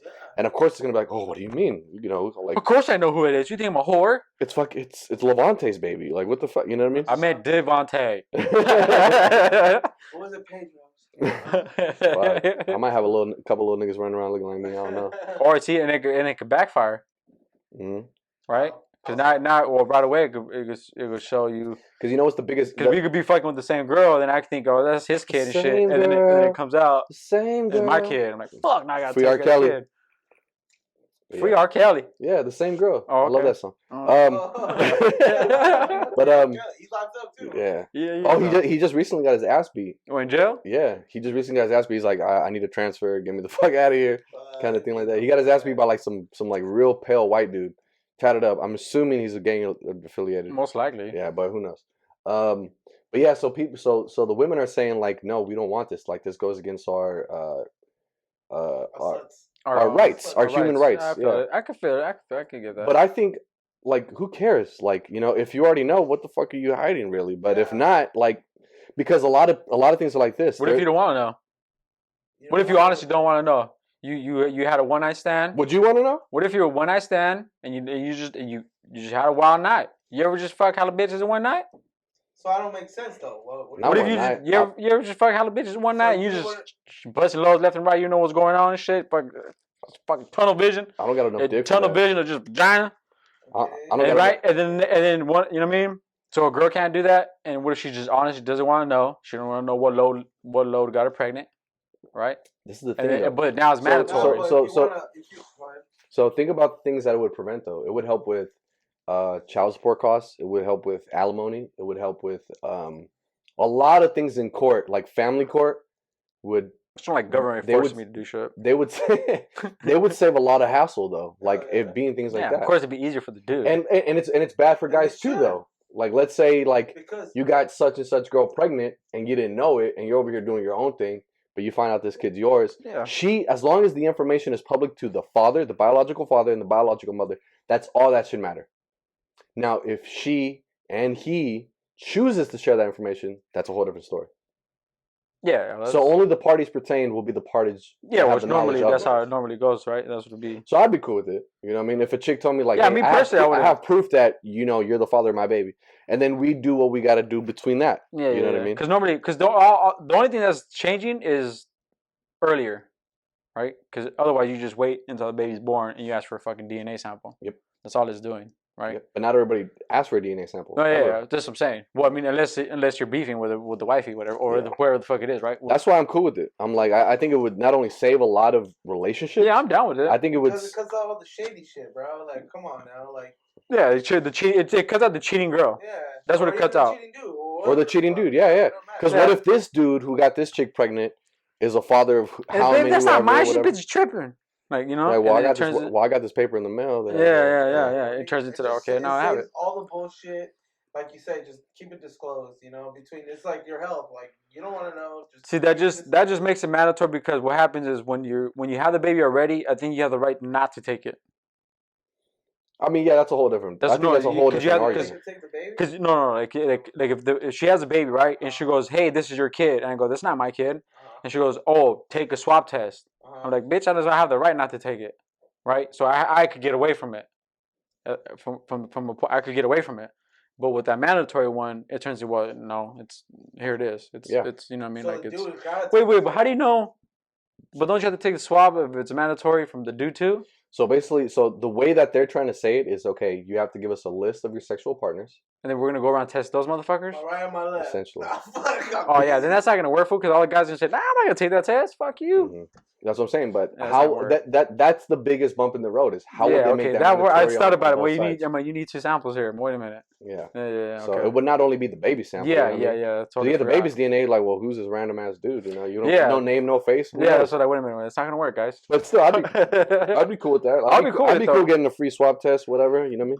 Maybe pick up a prescription on the way out, whatever, something, some stickers and shit. What becomes a mandatory swab test? I'm cool if they give it to me and I mail it, or I'm able to go and buy my own little Q-tip and so now they're knocking on your door. Your wifey answers and shit. Hey man, you got a whole. Hey, by the way, yo, dude, he wasn't at his boys the other night. Just let you know. That nigga was not at Chili's. Can you hand him this kit? For hating ass dude and shit. Can you hand him this kit? Can you hand him this piss test? You just got served. You just got served, bitch. That's just funny. Hey, so all right. So before this, we were talking about doing stuff with people or presidents. Mm-hmm. Who would you want president? So let me ask you this then. Right now, as an artist, if you could pick someone who's dead, who would you work with? Anybody. Rappers, fucking country, rock artists, whatever. It doesn't matter. If you could do a legit album, let's do that. Oh wow! Not just a song, because you could do a song with some persons and it sounds legit. But if you do a whole album, it could get very heavy. Like it could get very like, bitch, I don't like your style. You're good for one song. Oh man, that's a big range. If Presto and I only had to pick one artist to work with, one artist right now, I could bring him from the dead right now. It would probably have to be. Oh God. probably Big Pun. All right. Big Pun, just because I feel like, as far as OGs go, like in the hip hop community in itself, we don't have a lot of like Latino OGs. Okay, I can see that. Like really, who do we have? We have Kid Frost. We have Fat Joe. We have. We got no one, bro. We got Cypress Hill, bro. We got Cypress Hill, who are still around. Great. That's about it. And they're great, whatever. But like Send Dog, you know. But that's DJ really, Muggs. That's it though. To be honest. But Big Pun, I think not for the music, but also for like the insight and the sense of history that he has and the knowledge in the game that he's able to give to me. Definitely, I think second would be probably like runner up would probably be the Jacka, just because the Jacka was just, for me, he was the most progressive gangster rapper ever. He was so gangster, he didn't have to do gangster shit. Like, he never bragged. Like, yeah, he said his shit on his music, but he never was the dude to go and brag about, I killed this many niggas, I did this. That was in his style, yeah. Nah. Like, he's like, bro, he was that gangster where he didn't have to make every single song about that. You know what I mean? Like, one of his lyrics of his song, Ask God, I don't know if you guys listen to the Jacka at all. I fuck with the Jacka right now then. Yeah, but his last, one of the best songs off his last album was Ask God, and there's a line in that where he says, what did he say? He goes, a lot of motherfuckers act mob, but I'm a real nigga, I don't act card. Like, that hits home for me. It's like a lot like if you're for real, like a solid dude, like especially like if you're a street dude, like you don't have to go out and you don't have to do all that. You don't got to flex like that. So that for me really hits home, and for me, he made it cool to be like, even if you're not from the streets, even if you're not, like, as long as you're you and you like being you, like, I fuck with you. Like, you don't got to be a gangster to be my friend. Yeah, it's like that. Like, his thing is about genuality. Yeah, the real, be real about whatever it is you're doing. You know that song, the Ghetto Boys, they had that line too. From which song? I forgot. What's the name of that song? Mind Playing Tricks on Me? No, the other one. Get High and Serve? No, bro. It's a real popular one, bro. Fuck. Midgets, and bitches. It feels good to be a gangster. It feels good to be a gangster. Goddamn, it feels good to be a gangster. I gotta act hard. I forgot what line he says, but he says the exact same thing you were talking about. That's what I'm saying. It's the most common thing, right? It's the humble warrior. Yeah. It's that humble warrior. It's the dude that knows he's hard, or the richest dude in the room, and he's wearing the cheapest shit. And you know what I mean? Like, it's exactly. For me, it's not necessarily about the whole gangster street shit either. It's more of a lot of this generation. We see everything on YouTube and Instagram, social media. We see the trends, we see the waves, we see what it is to be cool, to be trendy, to get all these clicks and all these streams and shit. Nah, fuck that. Be you. You know what I mean? Be you. That's why I can't stand, what's his name? Post Malone. Because when he first came out, what did he come out with? Came out with the braids, came out with the gold teeth, right? Came out saying he was the White Iverson, which I thought was a dope song.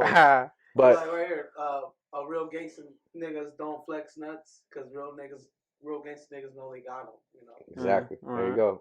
Do you know which rapper from Ghetto Boys that was? Scarface. Scarface. Yeah, of course, Scarface. The best one.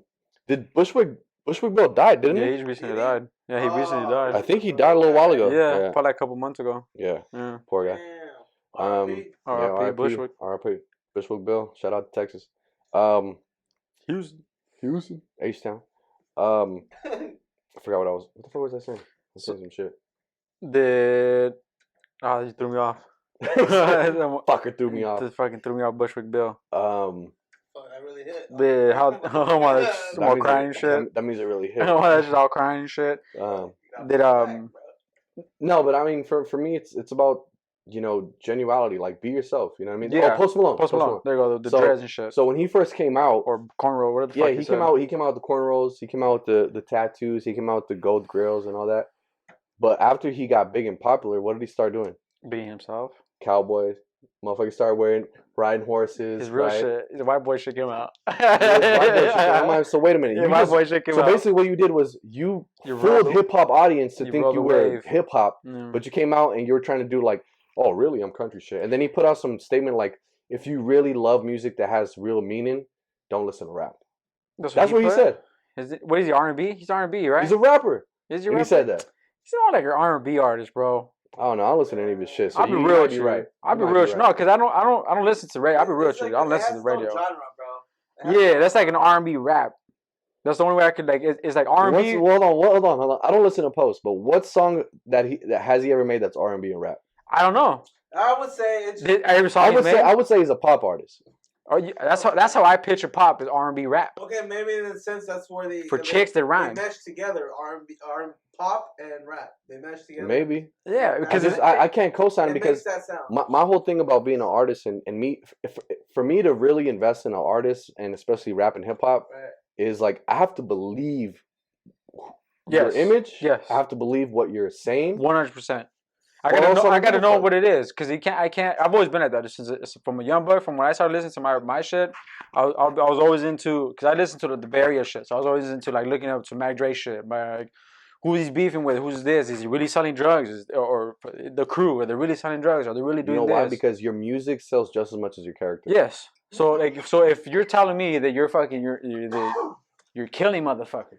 And then, but you're even if you're not doing, I have to believe it. I have to believe it, bro. At least give me something. You know what I mean? But even at that, but if I know for a fact that you're not, if I know for a fact that you're not this hardcore gangster rap motherfucker, I'm like, I'm not really gonna mess with you no more. Like, you know, I mess with you because I relate to it. Because you know what? Because a lot of these rappers who get called out for that, they go, well, it's entertainment. It's entertainment, bro. You're not doing that stuff. You think Keanu Reeves is out here really killing dudes? He fucking ain't. Yeah, he's an actor. Yeah, it comes with. But that's the thing. Hip hop is such a double-edged sword because we pride ourselves on being genuine about who we are, about our lyrics, and about our music. But just flamboasting. But you know what changed that though was the WAP man that made NWA. You're right. Oh yeah, because it turns into to more of an entertainment. It's a rap, and then it turned into an image you gotta be, you know. Yeah. So which is good because really before him there wasn't a lot of cats doing it. You know what I mean? So but my thing is this: it's a double-edged sword because like hip hop prides itself off being genuine, being real, being solid. Even if you're not a gangster ass dude and you're a conscious rapper like Consequence or Kendrick or Common, like you came from that. You came from this really underground. Suburban or urban element, but you could be a suburban rapper with the conscious mind and still be dope. Still be fucking. Oh, this guy's but stick legit. to that. Yeah, this guy's legit. Yeah. Stick to that, and I'm cool with that. Yeah, you know what I mean.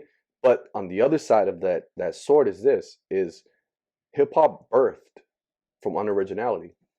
It sampled from the very first hip hop lyrics and beats and all that stuff came from soul, came from jazz, came from samples of the blues.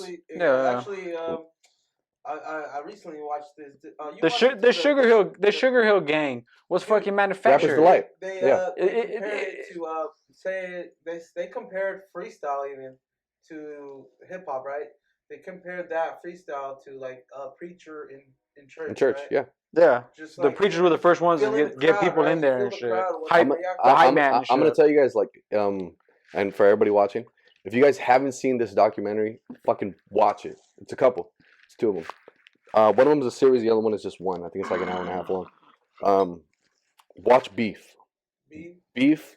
Part 1, Part 2, and Part 3. I watched all those with hip hop. You seen those? Yeah, I've seen all those. Dope. Have you seen The Art of the 16 Bars? The Art of 16 Bars is very dope because it really delves into the mind of how everybody intercepts and is able to interpret hip hop. Really, it's because it is an everyday thing. It stems back way in the 1700s where, you know, you ever see those movies in the old days where people in the middle of the town would stand on a chair or stand on a bucket and say things like, "Hey, come on," and they make their things rhyme, their promotion. You know, they're trying to sell you something, and they like hip hop comes from that. Hip hop comes from poetry. Hip hop comes from storytelling. Hip hop comes from selling your product, selling your music, soul. selling your soul. You're selling your soul. You're here. Exactly. You're selling yourself. So hip hop is such a deep. For me, you should watch it's called The Art of Freestyle. The Art of. I've seen that. Yeah, it's dope. It's dope. Yeah. That was good. How do you guys feel about what's going on with the whole? I know last time I was here, we talked about the pandemic. We talked about like what's the foreseeable future. What do we think is going to happen? What do you guys think as of right now? So right now, what's gonna happen with it? Or because it's been so drawn out. I remember back when I did the show on my last episode, I think July. I said I'm like, give it October, November. A couple times. I think it's gonna be here for a while, dude. The mask is gonna be here for a while. I think that's gonna be. We're gonna see masks until 2021, the end of 2021. People still have to wear it. What I think is going to change more is business. I think the realty market is going to take a big hit. Companies are going to realize that they don't need offices. You know, they're gonna realize that you could do the same shit production at your home. So a lot of those, in a couple years, new companies and old established companies are gonna realize that this is a waste. This is a waste of money. This is this. So I think that's gonna go down.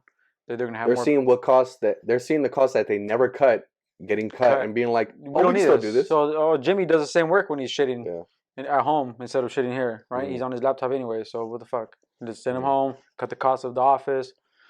You know. Not only that, these big corporate company heads, they see them like, oh, everybody's still online anyways. So what the fuck? So why do I gotta spend more on this? Why I gotta spend, you know, to do all this shit, send them home? It's kind of a I think it's double-edged sword when it comes to that, because I think some people get away from the home even though you're working, you kind of get away from like a vacation kind of thing, because some people just don't like being home. You know what I mean? And then some people love being home, so the production goes up.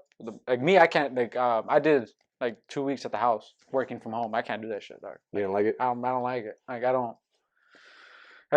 like being home and shit. I like to be out and shit, seeing people, whatever the fuck, right? But other people thrive on it. Like they introverts. Yeah, and I'm introvert. But for me to be like, hey, wake up and just be on the computer. But maybe just because that's the type of job that it was, it's like I can't just fucking do it. But other people can do it, right? So I think that's what big companies are gonna realize.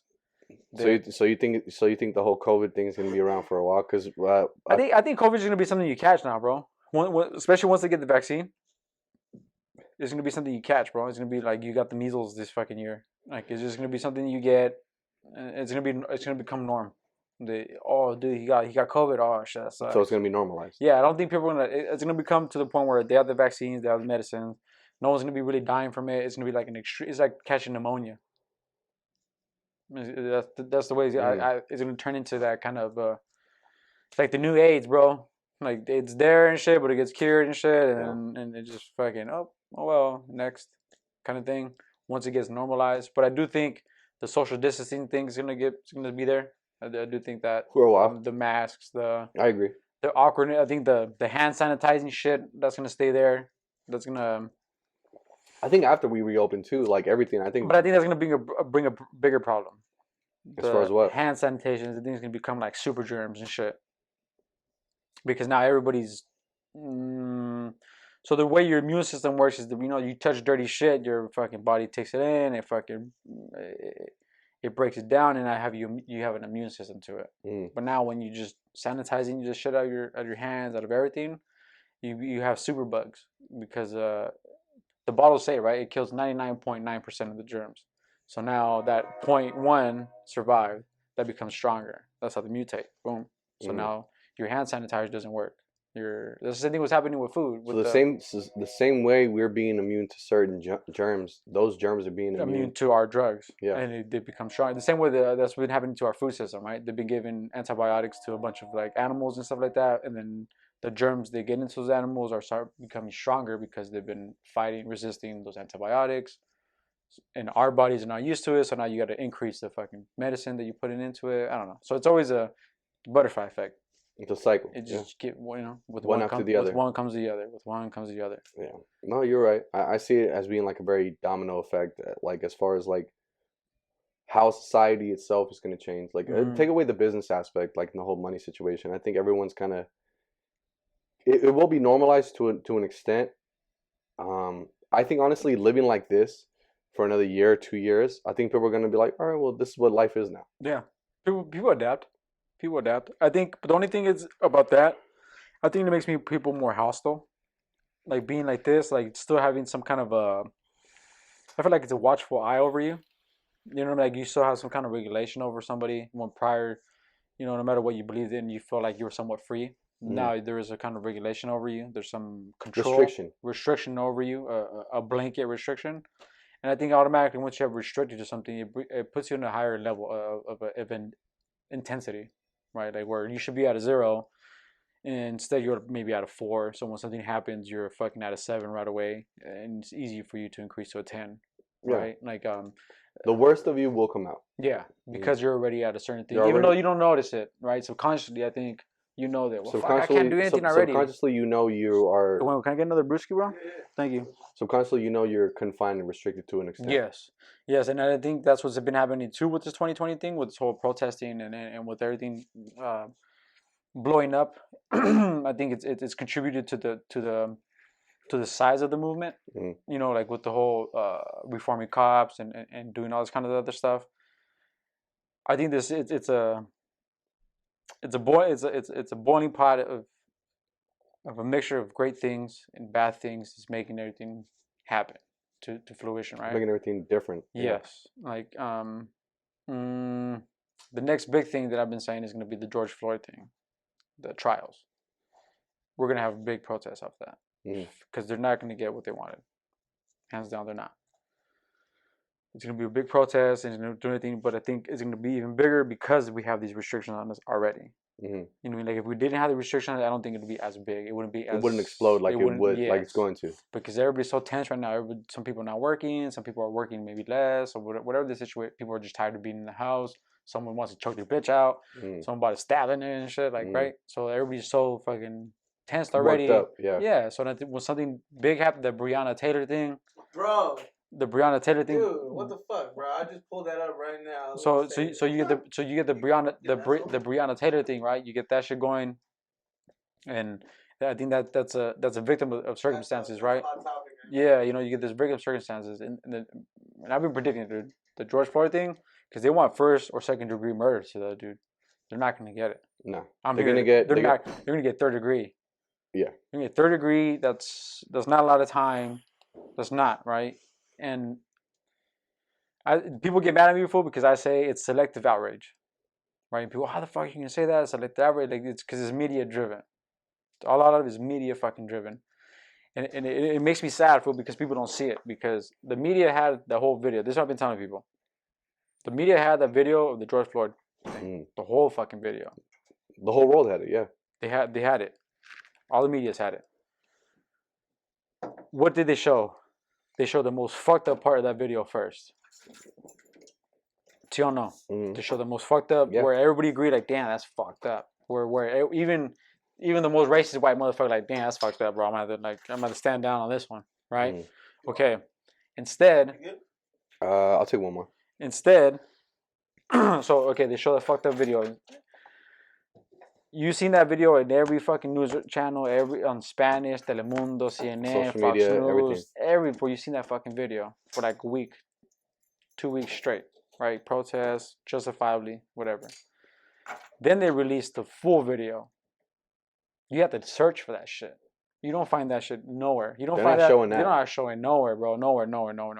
Because in court, it's not what you know, it's what you can prove, right? And what you can prove on the fucking video is that the cops telling that guy, hey, like, because George Floyd's in the car, I can't breathe already. I can't breathe. He's already saying shit. He's already doing stuff. The same cop that killed him was like, hey, I'll stay here with you. Yeah, like, relax. He's pretty trying to be cool with him. And then it turns into the crazy shit, right? Escalating. Yeah. So in court, a good lawyer is gonna be like, well, how can he believe him talking about I can't breathe when he's been saying it when he's by himself in the car saying I can't breathe, right? A good lawyer. It's court. Like, right? It's not your feelings, right? And then in court they're gonna say, well, he didn't wake up saying I'm gonna kill a black man today, so it's not first degree.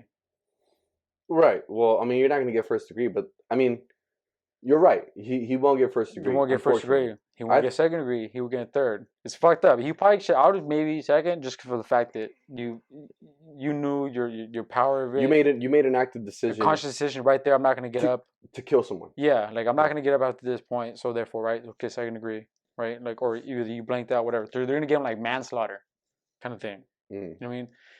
But the videos show that, bro. Like as soon as I seen the video, I was like, fuck.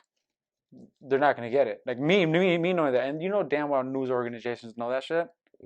So what do? They show the fucking short clip. They're providing the narrative. Get everybody fucking riled up, and then they don't show nothing.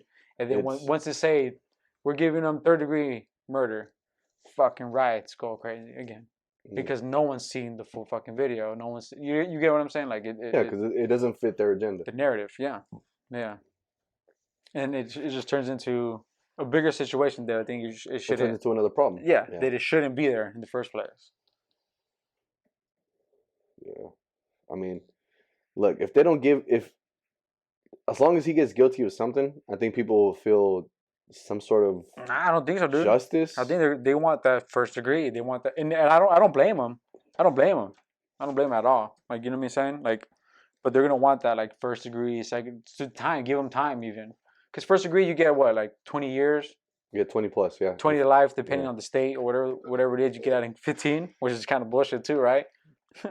What state was it again? Where did this happen at? Where was George Floyd? Minnesota. I don't know. I don't know the rules. I think they're pretty liberal, they're pretty strict. Liberal about it. Yeah. So he'll get 20 life. You do 15 years to be out, which is kind of weird though, right? Like you get 20 life and then do 15 years you're out and shit. Yeah. That's fucking wild, dog. I mean, I don't know. I feel like the whole justice system right now, I mean, as always, has been flawed, but I feel like now that everyone is kind of more aware of like, other than their own perspective of it, is they're seeing how everyone reacts to corruption. They're seeing how everyone acts and reacts to people in power, abusing their power or making snap decisions that were probably wrong. Mm-hmm. You know what I'm saying? And because it was a black dude and because it was a white cop, it provides like the story's there itself. Boom. Racist. Yeah, you know it's what a good book. Yeah. Yeah, right, automatically. It writes itself. Yeah, automatically. But I'm not. There's people that are like that, bro. Like I'm not a believer that the cops are getting out. I'm gonna kill a black man today. I'm gonna kill and there is. Don't get me wrong. I think there is. There is. You know, there was this internal affairs investigation that there's a gang now in cops. There's an internal gang of cops. I can't remember the name of what their gang is called, but it's a gang of cops who are basically indulging in their power of law enforcement, and being. But that's human nature, though. You get that with fucking rent-a-cops. You get that with security. I'm sure you do, but you get that with the CEO at Tesla. But you should be held to a higher standard because you're in charge of protecting and serving. Not only that, it's like, yeah, those things exist, and I'm sure they've existed for a long time, but that doesn't make it right. Oh, of course not. You know what I mean? That's the same thing as me telling, just because the last president did it, it doesn't mean that you should be doing it, right? Like, I totally get it. But what I'm saying is that's human nature. The human nature is to have tribalism. It is human nature, and human nature with provided government law, they never align. Never mix. They never mix well. It always gets out of hand. So what's going to happen is, not only do I think that the narrative is going to stay the same and even worse, I think that my prediction is that whatever sentence he gets won't be good enough for the public. I know that, and I understand that. It won't be good enough for me either. I totally get it. But I get what you're saying too. I'm not saying that, this guy woke up and said, I'm gonna kill a black dude today. I don't think so. But I think there are cops who do say that. I think there are cops I think there are cops who I've had my run-ins with good cops and bad cops, and it's all been my perspective. Maybe the cop who let me off fucking beat someone's ass earlier, you know what I mean? Unjustifiably. So yeah, or when someone goes, how come they shot the black dude but they didn't shoot the white dude? So my thing is, okay, do you think the dude that shot the black guy would shoot the white guy? If you would put that cop in that situation, do you think the situation would be the same? Right? You don't know that. That's like me saying, if you were in my shoes, would you do the same shit? Like you don't know that, but the narrative provides that on opinion. On your opinion, because you know why? Because that's what happened. But it's hard. But it goes in the same statistic. It's a fucked up statistic, but it goes, okay, more white people get shot. But it's a fucked up statistic because there's more white people than there is black. So right, so that's a skewed statistic, yeah, right.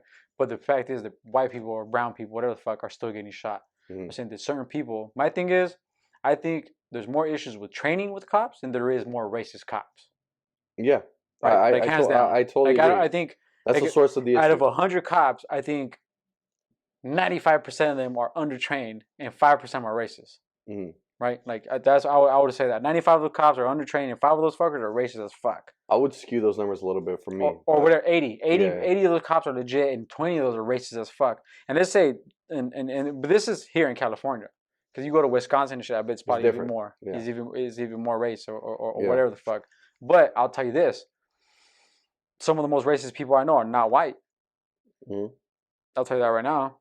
Some of the most racist people are Middle Eastern. Some of the most people are Mexicans themselves. Oh, I know, like my dad, fucking Gordo. Yeah. Gordo's hella racist. Gordo's racist, one of the most racist motherfuckers I know. Allegedly. No, I know. No, allegedly. You want to get sued by Gordo and shit. You want to get sued by Freaky Friday and shit. A fucking chubby Nazi. Reverse Hitler, bro. You got the reverse. You got the reverse Hitler. He's got the Cantinflas. That's what I told him last time. Bitch, you got the reverse Hitler. He's got the Cantinflas mustache. The little the cheek pullers. You see, man. Yeah, that's what I'm saying. You know what I'm saying? But for me, everything's training.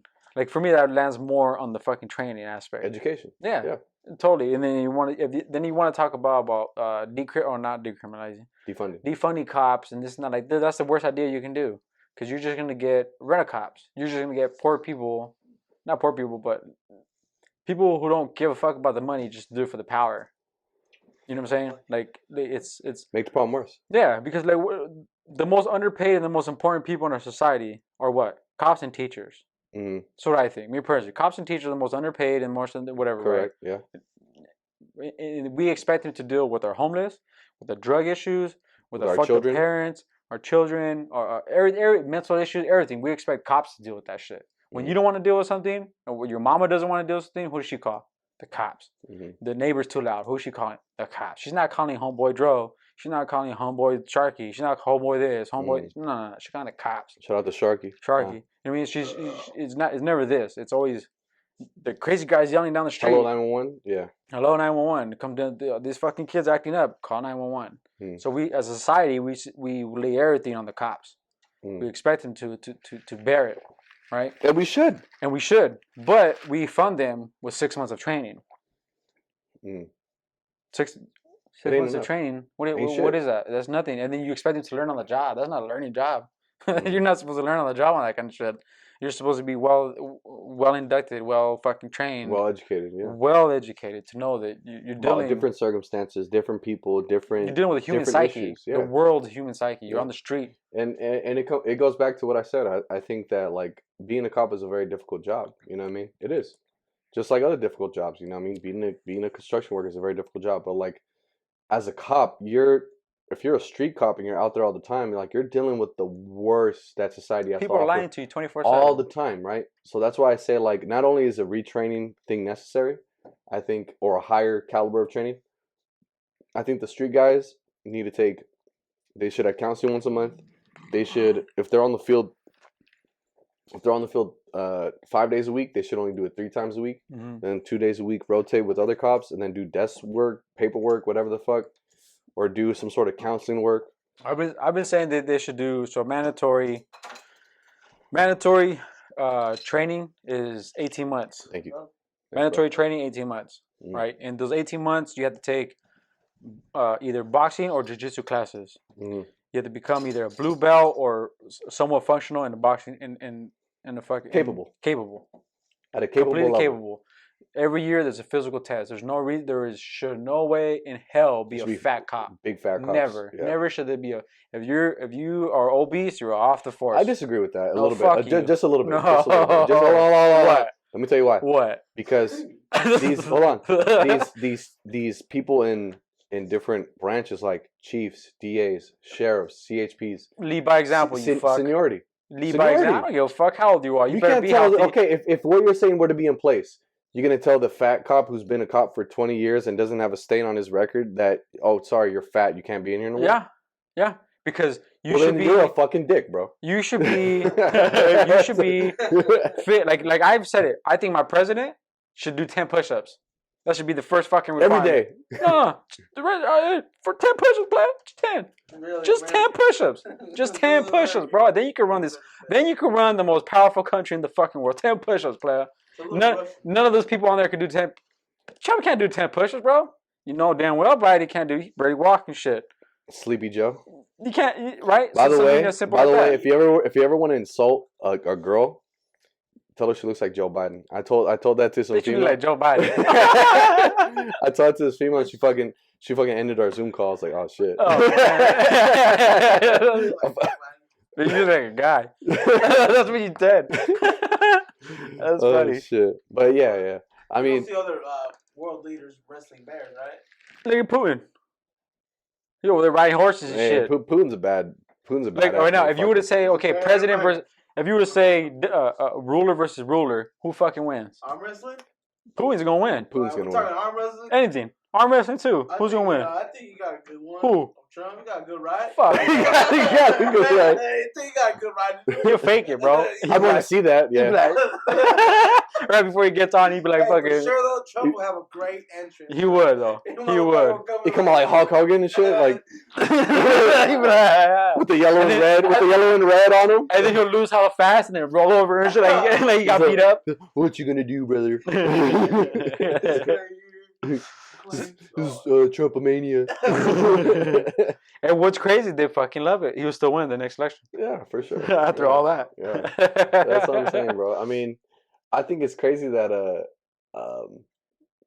I mean, yeah, you're right. Like our president can't do 10 fucking push-ups. What does that say as a representation of our nation? Our country. That's you're the leader of our world, right? So that's the same thing as most of us die from heart. As a cop, isn't that a bitch that most men die from heart disease? Yeah. Ain't that a bitch that our own thing keeping us alive is the one thing that might fuck us over? Out.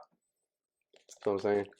Fuck. But then again, women got like cervical cancer and shit, so I'm not gonna like, or breast cancer too. The breast cancer. That's one. Oh, breast cancer awareness month, October. Wear pink. Everybody wear pink. No pink on us. We don't support that. I got pink eye. I got pink eye. Nah, I'm just real high. I'm just real high. From a stripper. I support single mothers. From a stripper with no tits. She survived twice. I support the single mothers. See those strippers like on the middle of the street, like in Vegas? They have like, it looked like a cipher, but everybody's like in a circle. And the girl like stripping in the middle of the street and shit. Twerking. Yeah. Playing WAP. That's like crazy. Yeah. I'm not gonna lie though. WAP was a good video. Those bitches are bad. Yeah, they're bad, man. Let's put that shit on mute. That's good. Let's put that shit on mute. Put that shit on mute, bro. I'm losing brain cells just listening to it. It's enough out of you. Yeah, I can't. It's enough out of you. It's like, have you seen the what is it? The J-Lo movie? Hustlers. Hustlers. Yeah. Yeah. Oh, I saw that. Yeah, that movie is it's good on mute. It's good on mute. It's good on mute and shit. Because I can't fuck with it. You heard their dude, they try to say, okay, this is what pisses me off about it. This is what they try to say. They try to say the Hustler movie was the same thing as Ocean's 11. It's a female Ocean's 11. About finessing people. Get the fuck out, yeah.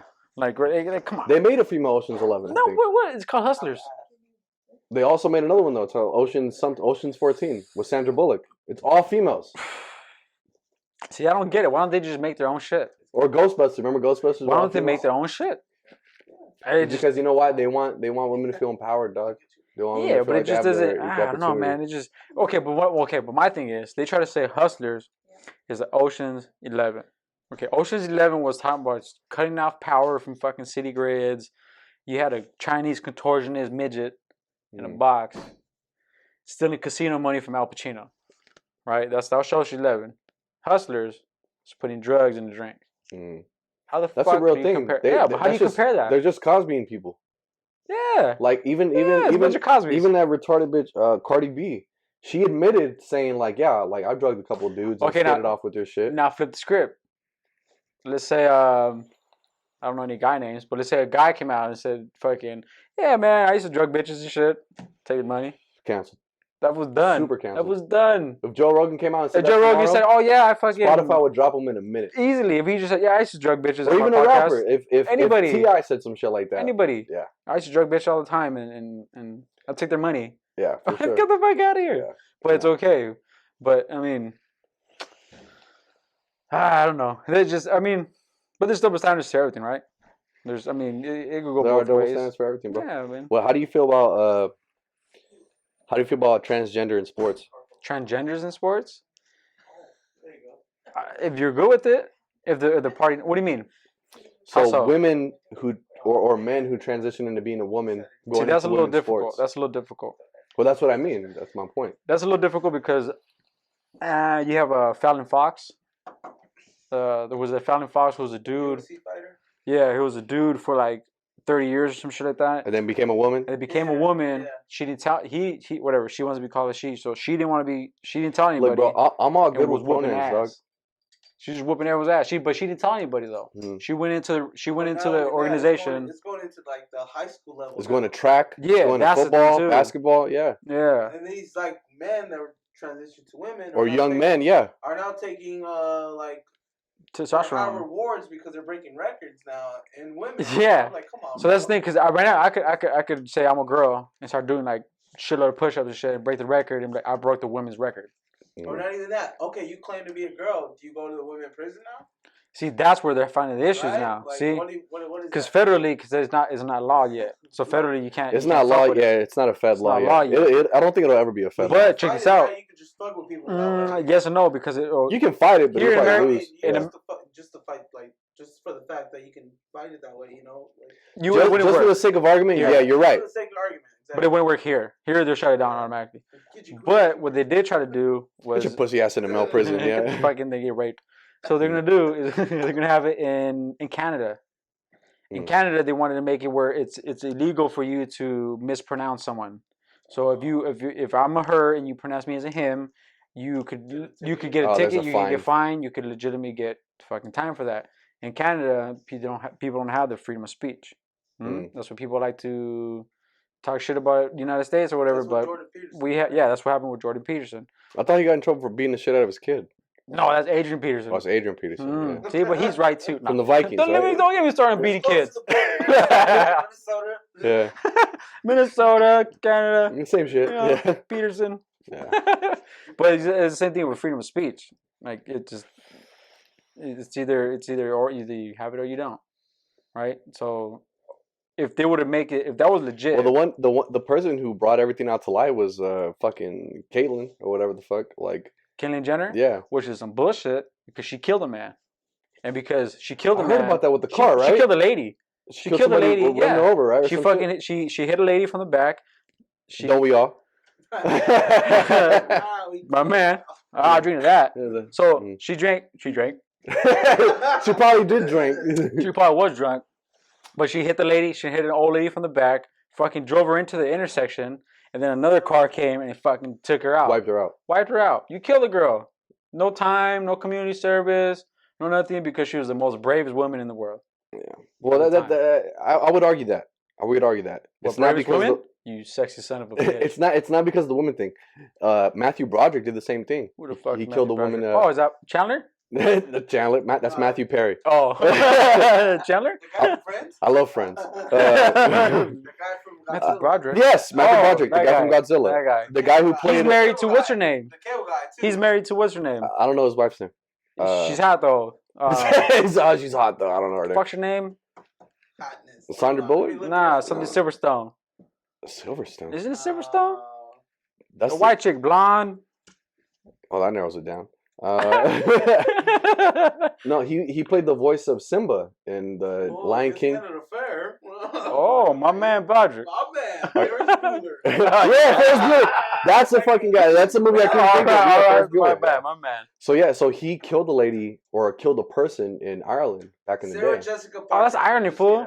She's married to Sarah. Oh, never mind. Sarah Jessica Parker is not hot. That bitch looks like a donkey witch or something. I was thinking of She looks like She was a witch. She looks like a foot. She was a witch. Hocus Pocus. Hocus Pocus. I just saw that. Yeah. DJ Macadosha. No, so she's not hot. Wrong girl. Sorry, guys. He killed a broad in Ireland for driving on the wrong side of the road. Ireland doesn't count though, bro. All right, I'm just saying, bro. Irish lives don't matter. Don't matter, bro. It's America. But yeah, no, it's a celebrity thing, though. Think about how many celebrities get away with even murder. OJ. Yeah, but now with so much internet contact, imagine OJ now. He probably got locked up. Yeah. He'll get locked up, right? So you have so much. Yeah, so much eyes. He'll get locked up. So you have so much eyes on you now. Even with that, he did have the best lawyer though. Yeah, Johnny Cochran. The club doesn't fit. You must have quit. Yeah. That was a good show. Did you guys see the show on FX, the trial of O.J. Simpson? Trial? Yeah. With Kim Kardashian's mom on there? Yes. She banging everybody. With Ross from Friends. She banging everybody. Yeah, the guy who plays Ross plays David Schwimmer. He plays Ross? yeah, David Schwimmer. He plays the David Schwimmer, I love him. Yeah, he's awesome. He plays the Kardashians' dad. I can't remember his name. Oh yeah, Rob Kardashian Sr. I think. Yeah, Rob Kardashian Sr. I think. So he was tremendous movie, fucking tremendous. Watch it, cocksuckers. But that's a good show. It is. But no, I think it's my boy fucking Cuba Gooding Jr. Yeah. He's in there too. He's in there. Yeah. So like, I'm just saying, so, for Caitlyn Jenner about running over the person, I don't think it had anything to do with the women thing. I think it had more to do with the celebrity thing. I don't know, dude. I think she hit the stride when it was really like trans was really in. She won fucking Women's Sport of the Year. She really hit the stride, all right. Fucking knocked that bitch in the fucking intersection. It's fucked up. But she won like Bravest Women's Sport of the Year. Bro, this is how I can't remember who said Sports Illustrated? Yeah. She won like ESPN's like Iron Woman of the Year or some shit like that. This is how much somebody said it and I thought it was hilarious. This is how much better men are than women. That Caitlyn Jenner, a man, won Woman of the Year. We're even better at being women. That's right. Ain't that a fucking bitch? But it's true though. Yeah, bro. There's like I hear there's like porn parodies and shit like that of Caitlyn Jenner, like a transgender dude dressed as Caitlyn Jenner. That's fucked up. Yes, bro. No. I didn't click it. You be doubting some crazy shit. Throwing it out there. But I did hit the thumbnail though. I just see the little preview. Just bookmarked it. No. Save. I just bookmarked it just in case. That shit'll give you virus. No, man. I don't know. I just think it's so trippy, dog, that like as far as like the sports thing, like, you know, men who become women are dominating in women's sports. And I just don't think and because everyone's so afraid, like even the girls in high school, like there's an interview with this girl in high school, I think in the Midwest, who lost to a couple young black men who decided to identify as women and who are destroying the track field. Fucking breaking records, shattering records. And she was on par to win a scholarship. She was on par to go to one of the best universities in the country. Yeah, but because she lost to the drain. And, so you know what? And even the interview on her and her mom, they're like, "Oh, we're okay with it. We get it." Because if they say something, they fucking get death threats. You know what show fucking makes fun of that whole thing? South Park. Have you seen it? Well, Macho Man Randy Savage. I saw that. It was hilarious. Yeah, bro. Like, what else? Yeah. It's a perfect example. What's going on? Because it's true though. Because I mean, but now she's a brave woman. He's like, oh yeah, brother. Fucking Macho Man. Yeah. Hella fucking jacked and shit. You want some bitch? I'm a woman, brother. I've always been a woman, brother. And that's what I'm saying. I think not only is it vastly unfair, I think it's super immoral, bro. Like think about it. Like you couldn't cut it in men's sports, so you go and kill women in women's sports. See, I get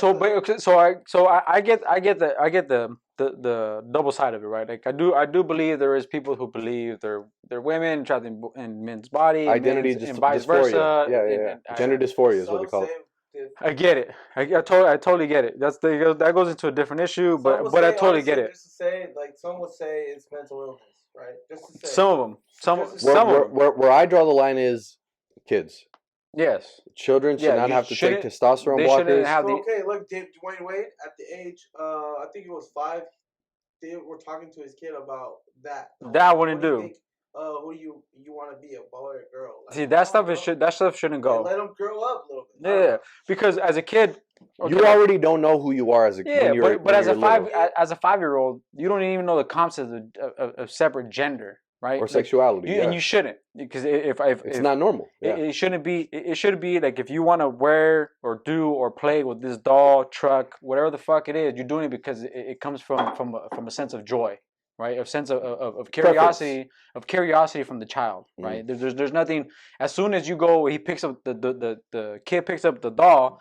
Hey, you faggot! Don't put that down. You're already putting a biased mode into him. Or you with the girl. No, you don't want to put it down. I mean, you gotta put that over here. Right, you're already putting a biased aspect into that child. You're already making something completely different what the child's already doing. So now imagine if you're already talking about. So do you feel like you're a boy sometimes, or do you feel like you're a girl?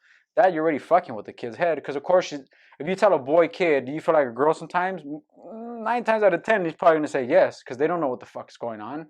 right? Should I say yes? Should I say yes? Maybe sometimes if you explain it a certain way, they might say yes, they might say no, or whatever it is. They shouldn't have the option to it, right? You could barely give them the option to fucking to pick the clothes they're gonna wear for the day, let alone the gender. That's where I draw the line. I draw the line at children, and I think even children who are, I think honestly anyone under the age of 24, 25, like really weird, still always even older. We're still discovering who we are. We're still discovering through our actions and experiences. Yeah, you're always a new person. I mean, your body changes out there. Like if I told you, I feel like you guys know me pretty well. Yeah. If I told you in a month, right from now, I knew it. I knew that shit last year. That's what he gets for wearing the tank top all the time. You caramel skid bastard. Una más chela, güey? ¿No traes chela? Yeah, I got you. Please. I'm cool right now. Yeah. But I mean, I don't know. I think for okay, so you say what in a year or whatever? So in a month or 2 months from now, right? If I were to come on an episode, right, and I said, hey guys, by the way, I want you guys to use pronouns like she, her, hers, his, him, his, her. Well, identifying as a woman now. Okay. If for hypothetically. Okay. Automatically, you would think, oh, Dro's full of shit.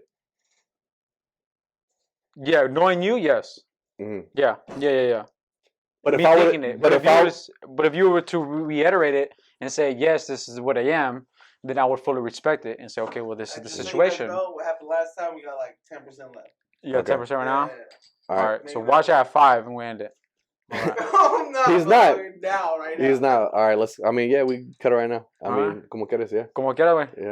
No, we still got a good 20 minutes, maybe less.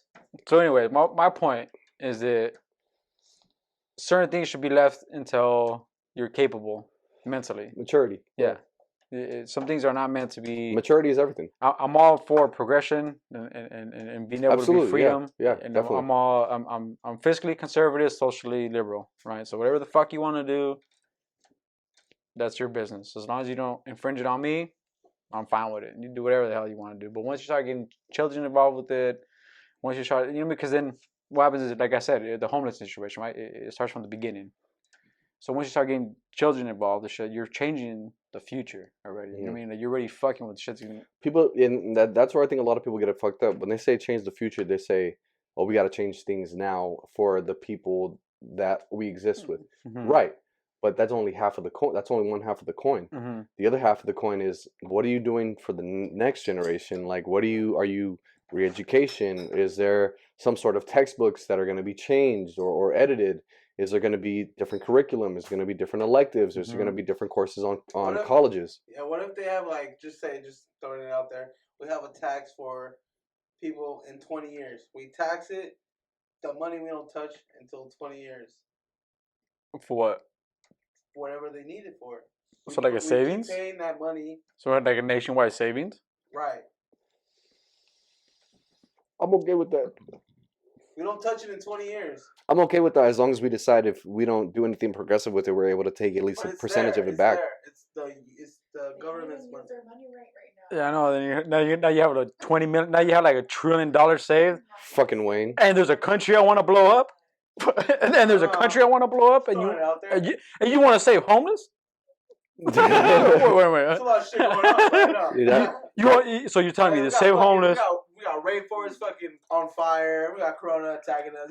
We got half of California still on fire and shit. Yeah. See, my thing is that you shouldn't have that. For the amount of taxes that we pay here in the United States, we should already have that already. Exactly. So you want to give the government more money? Does it make sense? That's what socialism doesn't work. Government more money. You give them government more money. But where did that savings come from? Well, that's what we voted on. Yeah, that's what I'm saying. But it's the same concept that's like Medicare. It's a pyramid. Yeah. It's like So what I'm saying is, look, fucker, we just like you because you're pretty. That's it. That's it. We don't pay you to think. We're not paying you to think. We're not paying you to think. You're just push buttons over. You're just eye candy for the office. All right. All right, sweet tits. You short stud. You short stud. The moral of the story is Joe believes in concentration camps. And I believe in concentration. By believing we have to concentrate on camps, yeah.